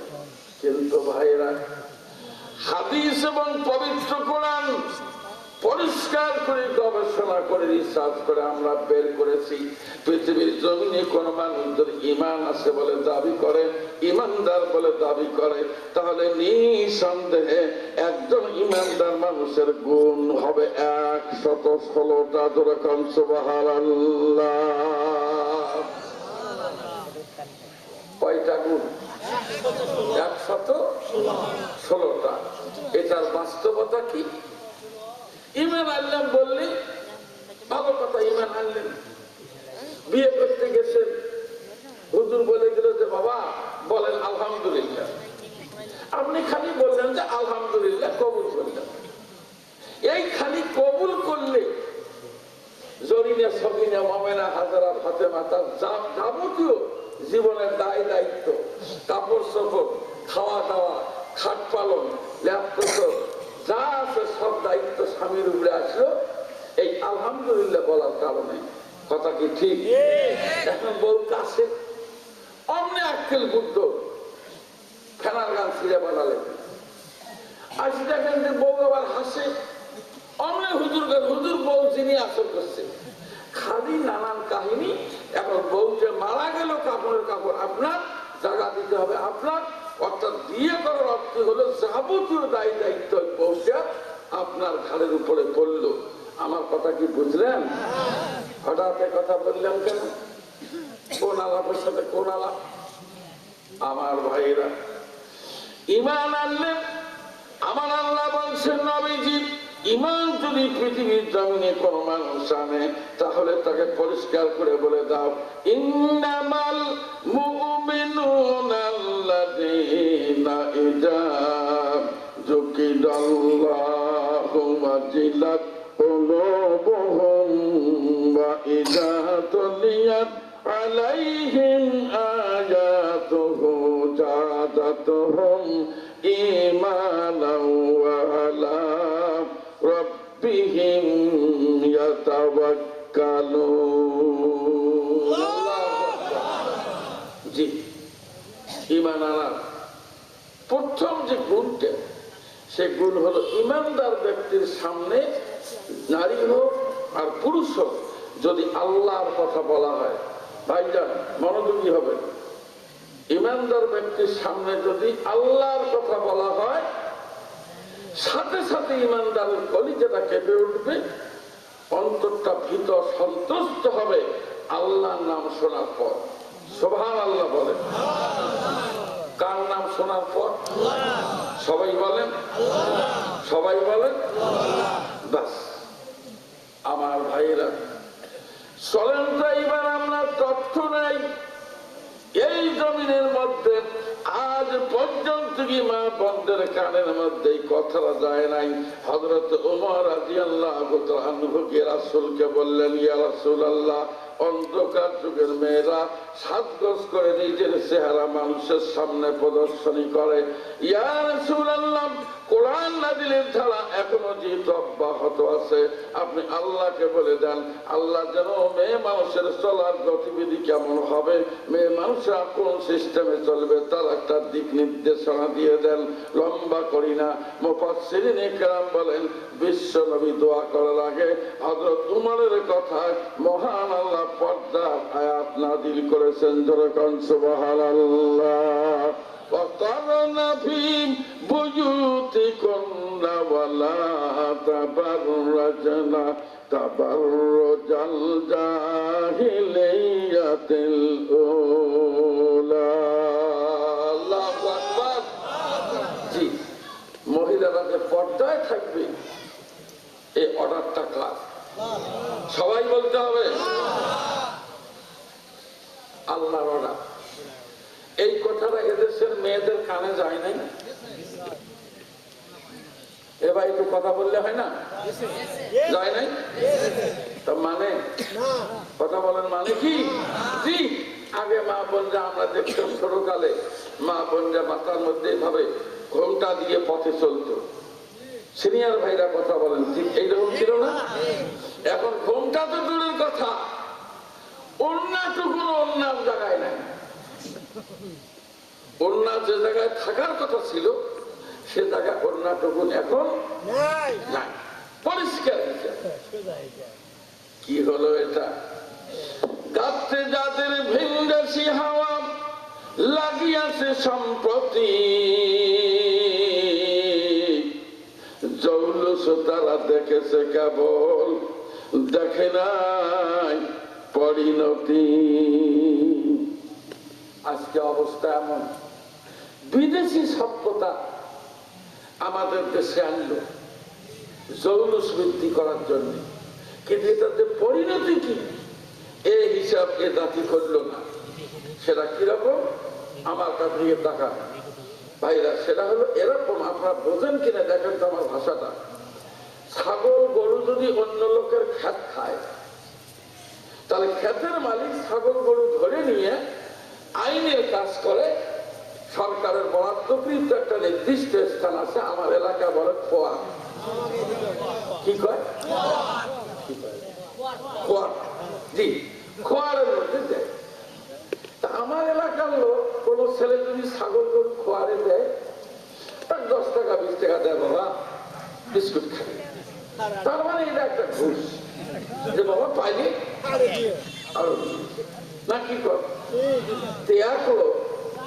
পরাটা খাওয়ার খুব নেশা, প্রতিদিন সকালে সে 2টা পরাটা আর ফ্রি ডাল এটা খাবে। তো সকালবেলা উঠে দেখে পকেটে পয়সা নাই, আচ্ছা পুরি খাই কি দিয়ে, পরাটা খাই কি দিয়ে, মাথা গরম হয়ে গেল। শেষ পর্যন্ত নিজের ছাগল দিছে খোয়ারে, দিয়ে 10 টাকা নিয়ে আসি পরাটা খাবে। আচ্ছা এই লোকটাকে এই কাজটা ঠিক করলো? এ ভাই কথা কর না কেন, এটা কি ঠিক করলো? আরে বাবা, নিজের ছাগলকে 10 টাকার লোভে খোয়ারে দিলে এটা আনতে কত কোটি।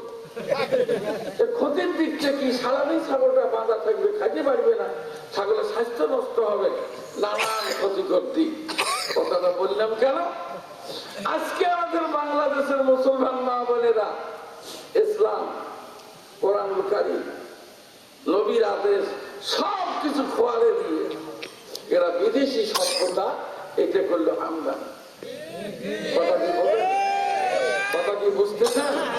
এটা আমদানি করে দেশে আসলো, লাভ কি?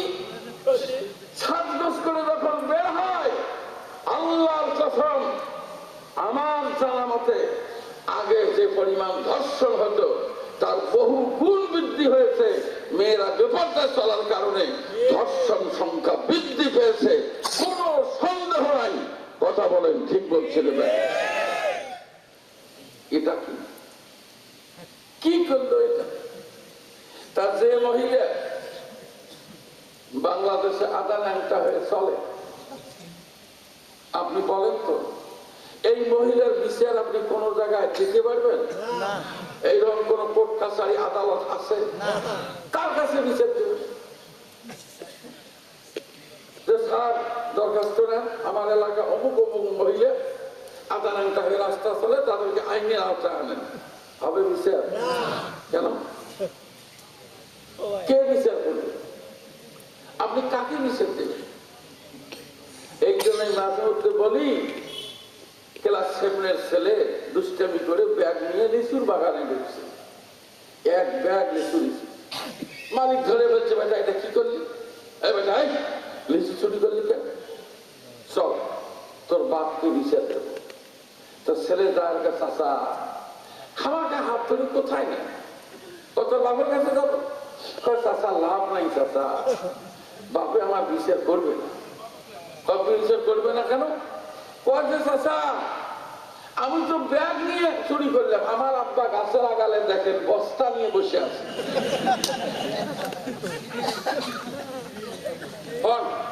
এই বস্তাওয়ালা কি ব্যাগের বিচার করে? কথা বললেন না, করবে না? না। এর সোনার ভাইরাম, একটা পয়েন্টের উপরে যদি কথা বলতে যাই তামাম রাত চলে যাবে, টের পাবেন না, কষ্ট পাবেন, আমিও কষ্ট পাবো। সংক্ষেপে বলি, আল্লাহ বলেন আমার পরিষ্কার বর্ণনা করো, দুনিয়ার মহিলারা সুঠাম দেহের অধিকারিণী করেছি আমি, প্যারাকান বিউটি হাসিনাতুন জামিলাতুন জেদ্দান, নিদারুণ সৌন্দর্য মণ্ডিত করে চেহারা বানিয়ে দুনিয়ার জমিনে ঘোরাফেরা করার সুযোগ দিলাম। খবরদার সাজগোজ করে নিজের চেহারা মানুষকে দেখাবার জন্য অঙ্গভঙ্গি করে অন্ধকার যুগের মতো মেয়েদের মতো সাজগোজ করে তোমরা পর পুরুষকে দেখায় না। সকলে জোরে জোরে বলেন সুবহানাল্লাহ। এই জুডিশিয়াল ল, ফৌজদারি দণ্ডবিধি, এ আদেশ দিয়েছেন কে? জোরে বললেন না? কে দিয়েছেন? আল্লাহর আদেশ যদি এই মহিলা না মানে তাহলে কি তার ভিতরে ঈমান আছে বলে প্রমাণ হয়? কথা বলেন, কথা বলেন, প্রমাণ হয়? ব্যাপারটা এমন হচ্ছে কেন? এদের কিনা বহু হুজুর ওয়াজ করে শোনাইতেছে, কথা শোনে না কেন? কি কারণ? আমার ভাইরা পরিষ্কার হিসাব শোনেন। আমার আল্লাহর বক্তব্য হলো, মানুষ যখন আল্লাহর কথা শুনবে, ইমানদার মানুষরা যখন মহান রব্বুল আলামিনের কথা শুনতে পাবে, কলিজায় ধরকম্পন হবে, ভূমিকম্পের সৃষ্টি হবে, অন্তরাত্মা শঙ্কিত হবে, ভিতর সন্ত্রস্ত হবে, তার হৃদয় এখানে একদম চুপসে যাবে। আল্লাহর কথা বান্দা শুনলে সাথে সাথে বান্দা দুর্বল হয়ে যাবে। এটি হলো বাস্তবতা, এটি হলো বাস্তব কথা। সকলে জোরে জোরে বলেন সুবহানাল্লাহ। ছোট্ট একটা কথা বলবো, মায়েরা বোনেরা যারা এসেছেন, মা আমাকে গালি না দিয়ে শুধু আমার কথাটা মিলিয়ে নেবেন। মেয়েদের একটা আত্মঘাতী সিদ্ধান্ত আছে, মেয়েদের একটা বদ অভ্যাস আছে, দামি কাপড় স্বামীর সামনে পড়ে না, তুলে রাখছে। কবে দুলাভাইয়ের বাড়িতে যাবে, কবে আকিকার অনুষ্ঠানে যাবে, কবে বিবাহের অনুষ্ঠানে যাবে, ওই দিন ওই কাপড় বের করে সাজগোজ করে কাপড় সবর পরে টান টান চেহারা নিয়ে হাঁটতে হাঁটতে চলে গেল অনুষ্ঠানে। আমার এই কথাটা কি ঠিক? সবাই বলেন এই কথাটা কি ঠিক? আজকে এই কাজটা ন্যায় করলো না অন্যায় করলো? এটা কি? স্বামীকে দেখায় না, দেখা অন্য পুরুষকে। কি কারণ? কারণটা আমি সত্য করে বলি, টের পাবেন। বলবো কি? সবাই বলেন বলবো। সেটা হলো এই, 3 ফকির ভিক্ষা করে আমার এলাকায়, 3 ফকির একসাথে ভিক্ষা করে। তো এক ফকির হাঁটতে পারে না, দাঁড়াইতে পারে না, এরকম আমার দিকে দেখে, এরকম উল্টে দিয়ে যায়। বুঝলেন কিনা? আল্লাহ বুঝছেন। আর 2 ফকিরের পাও নাই, ওরা ছেঁচড়া দিয়ে যায় পিছনে। যে লোকটা উল্টে দিয়ে যায় তার হাতে একটা প্লেট, ওই উল্টে দিয়ে প্লেটটা এইভাবে খেলা মারে। বাবা, আপনার বেটা বেটির নামে কিছু দিয়া যান গো দান লহ। পিছনে 2 জন কয় আল্লাহ নবীজির নাম। শুনছেন জীবনে? আপনার দাদা দাদির নামে কিছু দিয়া যান গো দান লহ। পিছনে 2 জন কয় আল্লাহ নবীজির নাম। ভিক্ষা করে। আচ্ছা আপনারা বলেন তো, এই 3 ফকির কি গজল বলা উদ্দেশ্য না ভিক্ষা করা? আলহামদুলিল্লাহ, বুঝছেন। তাহলে কি বলা উদ্দেশ্য? জি, ভিক্ষা করা উদ্দেশ্য। বেশ, তাহলে বুঝছেন। আর একটা বলি, সাপের খেলা দেখায়, সাপের লেজ ধরে সাপুড়িয়ে গান গায়, আসতে বাবা কাউকে ভয় দেখাস না, এগুলো বক্কর চক্কর মারে, অনেক লেকচার দেয়। আপনারা বলেন তো, এই লোকের কি সাপের খেলা দেখা উদ্দেশ্য না তাবিজ বেচা? সবাই বুঝছেন তাহলে? তাহলে যে মহিলা বাড়িতে ভালো কাপড় পরে না, এই মহিলা টান টান করে কাপড় চোপড় পরে বাইরে কেন ঘোরে? নিঃসন্দেহে তার মনের ভিতরে লুকায়িত একটা শয়তানি চিন্তা চেতনা আছে। কথা বলেন, কথা বলেন, কথা বলেন। উদ্দেশ্য খারাপ, চেহারা দেখায়, স্লোগান দেয়, লাভ বের কি লাভ। ইসমাইলপুরের যুবকের ঠিক না? এইরকম যদি মা হয় তা পৃথিবীতে আরো আব্দুল কাদের জেলানির আশা করা যায়? এই বগুড়ার শাহ সুলতান মাহমুদ বলকি মাহি সওয়ার তার আশা করা যায়? আমার এই দিনাজপুরের সেহেল গাজীর আশা করা যায়? শাহজালাল মুজাহিদ ইয়ামানির আশা করা যায়? জিনা। তার মানে আমার পরিষ্কার ডিক্লার, মা যদি ফাতেমা হয়, আল্লাহর কসম তার সন্তান হবে ইমাম হাসান আর হোসাইন। কথা ঠিক? কথা বলেন, কথা বলেন, কথা বলেন। আর মা যদি সিজার হয়, তার ছেলে হবে আন্তর্জাতিক বাটপার। না কি বলেন? কোন সাইড অবলম্বন করবে এটা আপনাদের ব্যাপার। সাইড অফ করে দিলে বেটা সামনে চলেন। সোনার ভাইয়েরা, এইভাবে যদি পয়েন্ট টু পয়েন্ট আমি বলতে যাই তামাম রাত চলে যাবে। অতএব লম্বা কোনো কথা নয়। আল্লাহ বলেন, নবীজি তুমি ইমানদারদেরকে বলে দাও, এই পৃথিবীর মধ্যে কোন ব্যক্তি যখন ঈমান আনবে, আল্লাযীনা ইউকিমুনাস সালাতা ওয়া মিম্মা রাযাকনাহুম ইউনফিকুন। আল্লাহু আকবার। জি, ইমানদার মানুষ মানে বুঝতে হবে এরা নামাজ কায়েম করে। কি বুঝতে হবে? কে আসতে বলেন কি জন্য? খুব দুর্বলতা আসলো নাকি? হ্যাঁ, কি কায়েম করে? নামাজ কায়েম করে।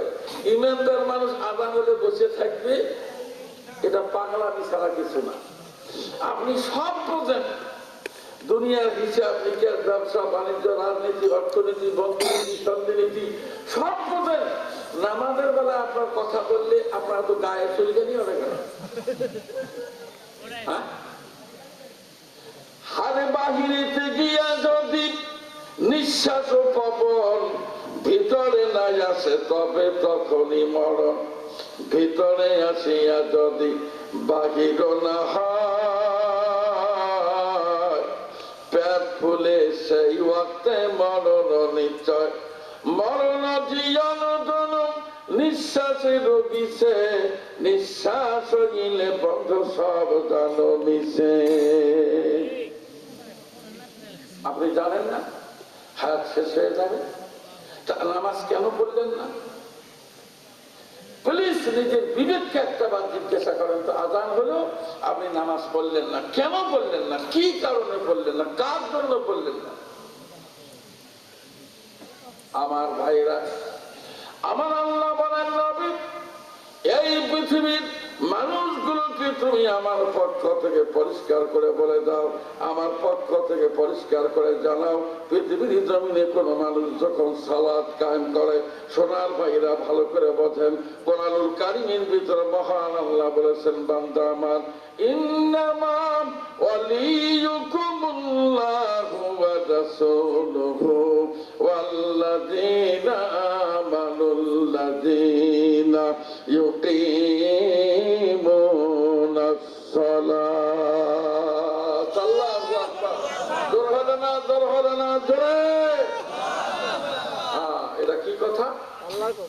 কথাটা হলো এই, পৃথিবীর জমিনে কোন মানুষ যদি সালাত কায়েম করে, আল্লাহর বক্তব্য হলো যারা সালাত কায়েম করে তার বন্ধু হবেন আল্লাহ, তার বন্ধু হবেন নবী, তার বন্ধু হবে তামাম পৃথিবীর সমস্ত মুমিনেরা। সুবহানাল্লাহ। তাহলে এক নম্বরে নামাজি মানুষের বন্ধু কে? এ ভাই কে? আল্লাহ। আল্লাহ যদি কারো বন্ধু হয়, এবার আপনি আমার বুঝেন, আল্লাহ যদি কারো বন্ধু হয়, এই লোকটার আরো কোনো চিন্তা আছে? কোন ভাবনা আছে? কবরে, হাসরে, মিজানে, ফুলচেরাতে, জান্নাত জাহান্নাম নিয়ে কোনো চিন্তা নাই। কারণ বন্ধু হলেন কে? কে বন্ধু হলেন? তাহলে এইবার আপনারা বলেন, কারা কারা আল্লাহ রাসূলকে বন্ধু বানাবেন, একযোগে আল্লাহর রাস্তে হাত তুলে আল্লাহকে দেখান, লিল্লাহি তাকবীর। বাস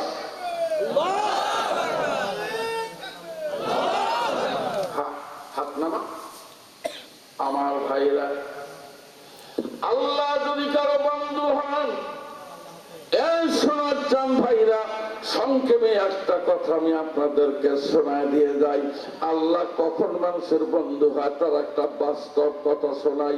সোনার মক্কা, সোনার মদিনে যারা গেছেন, হুজ্জাজে বাইতুল্লাহ মিন জয়িবুর রহমান, হাজি বেশি যারা মক্কা মদিনে গেছেন তারা জানেন, সোনার মদিনের মধ্যে একটা মসজিদ, নামাজ হয়ে গেল, আসরের নামাজ পড়ে রাসূল বললেন, সাহাবায়ে কেরামরে আমি পরিষ্কার করে ঘোষণা করলাম, অনতি বিলম্বে এই মদিনার জমিনে একটা যুদ্ধ হবে। এই যুদ্ধের জন্য তোমরা সৈন্য জোগাড় করো, কিন্তু মনে রাখবে এই যুদ্ধের মধ্যে আমি কোন মহিলা সৈনিক নেব না। এই যুদ্ধের মধ্যে 15 বছর বয়সের কম হলে তাকে তোমরা সৈনিকে নিয়োগ দিও না। তাড়াতাড়ি করে দেখো কে কি সাহায্য করে, এরপরে কারা কারা যুদ্ধে যাবে, আস্তে আস্তে সেই লোকগুলোকে রিক্রুট করো। অনতি বিলম্বে আমরা যুদ্ধে যাব। এই যুদ্ধের মধ্যে সেনাপতির দায়িত্ব পালন করব আমি আল্লাহ। নবী যখন সুবহানাল্লাহ, এই খবর শুনে ভাইরা কোন অসুবিধা হইতেছে? কি একটা করে পালাইতেছে, তো ওই জন্য ভাবলেন যে শেষ পর্যন্ত মাইক গেলাম আমি থাকি নাকি বলবো, তাকবীর আল্লাহর নাম নিয়ে, লিল্লাহি তাকবীর। ভাইরা সংক্ষেপে বলি, ছোট্ট একটা বাচ্চা, 6 বছর বয়স। আমার ভাইয়েরা, এই বাচ্চার নাম কানতে কানতে হয়রান, একদিন যায় 2 দিন যায়, কানতে কানতে মেয়েটা হয়রান। ছোট্ট ছেলেটি 6 বছরের বালক। মাকে বলেছেন, মা কেন কান্নাকারি করো, আব্বার কথা তোমার মনে হলো কিনা? মা বলছেন, আরে বেটা, তোমার আব্বা যুদ্ধের ময়দানে গিয়ে শহীদ হয়েছে, তার জন্য কান্দি না। বলে তাহলে তুমি কান্দো কেন? বলে আমি কান্দতেছি তার পিছনে শুধুমাত্র একটা কারণ বাবা, সেটা হলো যুদ্ধের মধ্যে মহিলা মানুষ রাসূল গ্রহণ করবেন না। 15 বছর বয়সের কোন মানুষ যদি হয় তাকেও রাসূল নেবেন না, টাকা পয়সা থাকলে তিনি নেবেন। বেটা, আমরা তো গরিব মানুষ, আমাদের কাছে কোনো টাকা পয়সা নাই, এরপরে একটা ছেলেকে যে যুদ্ধের ময়দানে পাঠাবো সেই বয়সের কোনো ছেলে নাই, এরপর নিচে যাব তার আমার তো মেয়ে মানুষকে করবে না। 3 কারণে চোখের মধ্যে পানি আসলে যুদ্ধের মধ্যে আমি যেতে পারতেছি না। আমার ভাইরা ছোট্ট ছেলে নিয়ে মাকে ডাক দিয়ে বললেন, মা চিন্তার কোনো কারণ নাই, তুমি আমাকে নিয়ে আল্লাহর নবীর দরবারে যাও, রাসূলের হাতে ধরি পারি, পায়ে ধরে পারি, যুদ্ধে যাওয়ার ব্যবস্থা আমি করব, আমি শহীদ হয়ে তোমাকে শহীদের মা বানাবো। সকলে জোরে জোরে বলেন সুবহানাল্লাহ। আমি শহীদ হব, তোমাকে শহীদের মা বানাবো। মা ছেলেকে নিয়ে মদিনায় চলে গেলেন, গিয়ে লাইনে দাঁড়াইছেন। ঠিক এই সময় একজন সাহাবী এসে বললেন, এই মহিলা, তুমি এখানে দাঁড়াইছো কেন? তুমি জানো না যে রাসূল কোন মহিলা নেবেন না? তুমি কি জন্য দাঁড়াইছো? মেজাজ বড়। মহিলা বলছে, এ ভাই, তুমিও রাসূলের সাহাবী, আমি একজন মহিলার সাহাবী। আমি কে তাকে তুমি জানো? আমি একজন শহীদ মানুষের স্ত্রী, আর তুমি আমার ধমক দাও? খবরদার, ধমক দিও না। অতএব তুমি রাসূলকে বলো, রাসূল এসে আমাকে বলো। নবী চলে আসলেন। আল্লাহর নবী বললেন, মহিলা, নিশ্চয় তুমি জানো মেয়ে মানুষকে আমি যুদ্ধের মধ্যে নিয়ে যাব না। কইয়া রাসূলুল্লাহ, জানি। আর এই ছোট্ট বালক, 6 বছরের বালককে তো আমি নেব না, এই জন্যে আমি তো এই বালকটার কোনো প্রয়োজন নাই। কয়েকজন নবী গো, আমি তো আসতে চাই নাই, কিন্তু ছোট্ট বালকটা বলেছেন মা, আল্লাহ নবীর কাছে না, রাসূলকে বলে আমি একটা যুদ্ধে যাওয়ার ব্যবস্থা করব। লম্বা করে কোনো কথা নয়, সংক্ষেপে বলি, ছোট্ট সন্তানটি রাসূলকে বললেন, ইয়া রাসূলুল্লাহ, এক নম্বর কথা হলো চুলের মধ্যে আগুন ধরাবার জন্য মানুষ পাতলা খড়ি দিয়ে দেয়। রাসূল গো, যুদ্ধের ময়দানে আগুন ধরার কি কোনো দরকার নাই? বলে আছে। যদি থাকে তাহলে আমার মতো ছোট্ট সাহাবীকে আপনি রিক্রুটার নিয়োগ করেন, আমি যুদ্ধের ময়দানে যাব, যুদ্ধের ময়দানে গিয়ে আমি শহীদ হব। রক্ত যখন ফিনকিয়ে দিয়ে দৌড়াবে, ঠিক এই সময় বড় বড় সাহাবীরা যাবে মোটা মোটা খড়ি যুদ্ধের ময়দানে দিবেন। ইয়া রাসূলুল্লাহ, যুদ্ধের ময়দানে আগুন ধরাবার দায়িত্ব আমি গ্রহণ করব। রাসূল চুপ হয়ে গেলেন। হযরত জিবরিল আলাইহিস সালাম ছুটে আসলেন।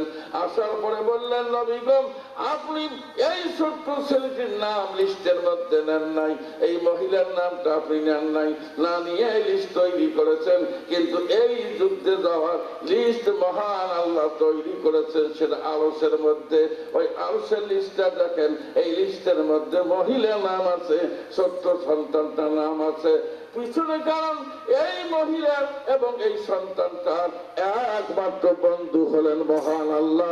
এরা দুইজন নামাজি মানুষ, দুইজনকে আল্লাহ বন্ধু বান্ধব রূপে গ্রহণ করেছেন।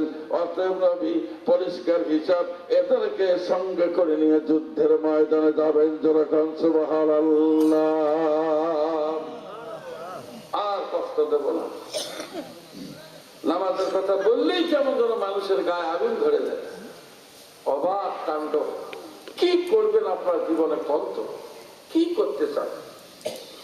কত বড় লোক হতে চান? কয়তলা বিল্ডিং তুলতে চান? একদিন যে আপনার নিচতলায় জমা হতে হবে, এই হুঁশ কি আপনার আছে? এই হুঁশ থাকার দরকার আছে না?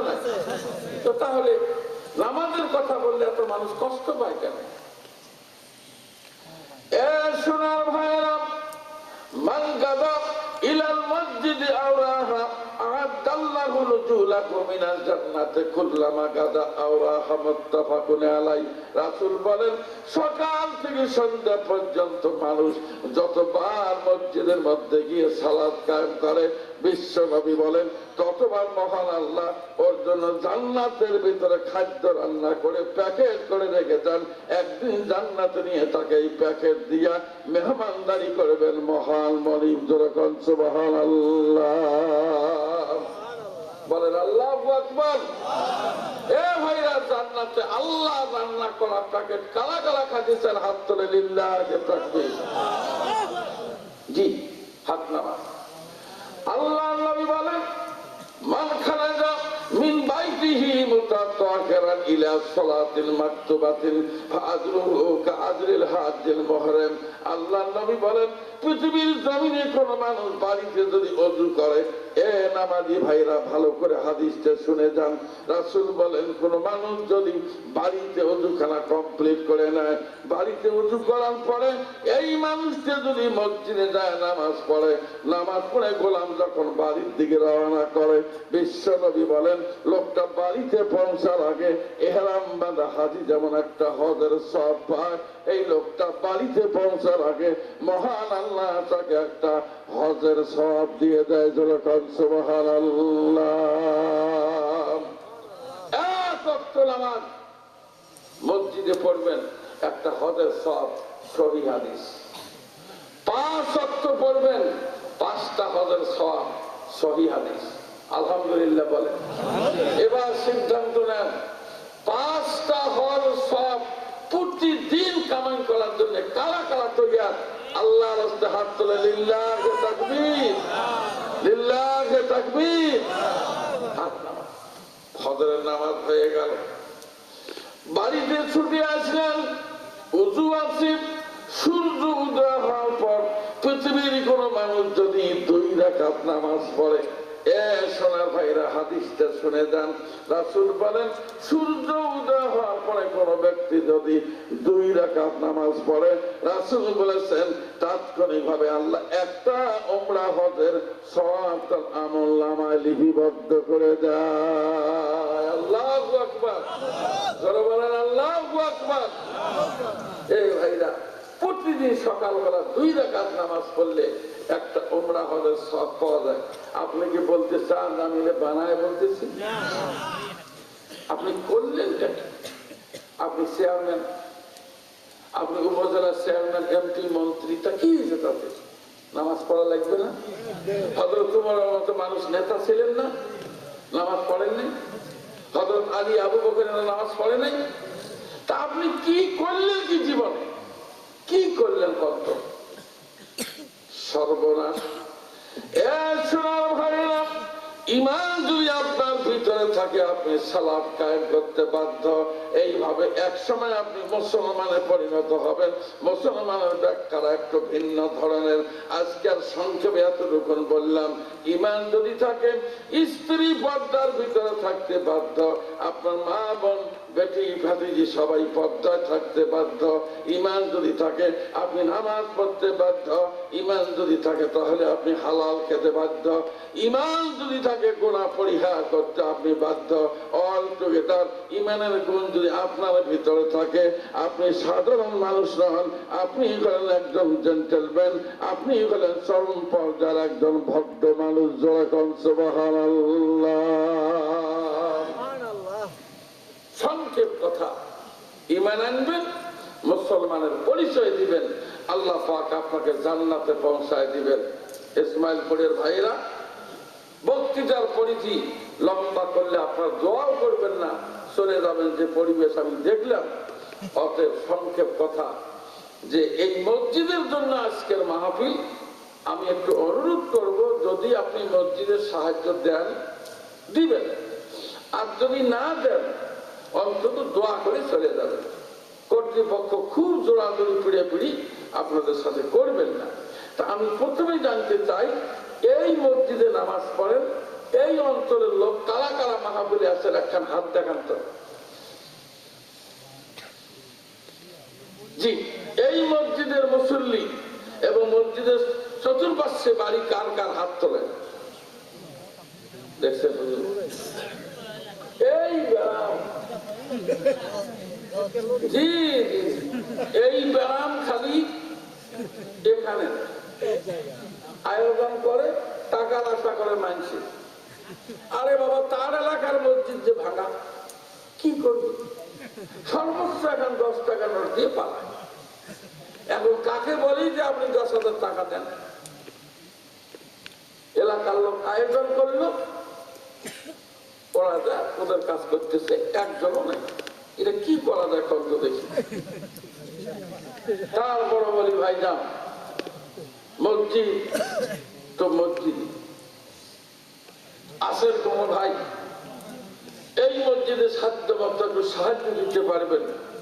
নগদ অথবা বাকি দিয়ে 1 মণ ধানই দেন, না 1000 টাকা দেন, এমন কোন ব্যক্তি? জি মাশাআল্লাহ। দেখেন তো ভাই, কে আছে লেখাইয়া? ভাই লেখাইয়া কেউ আছে?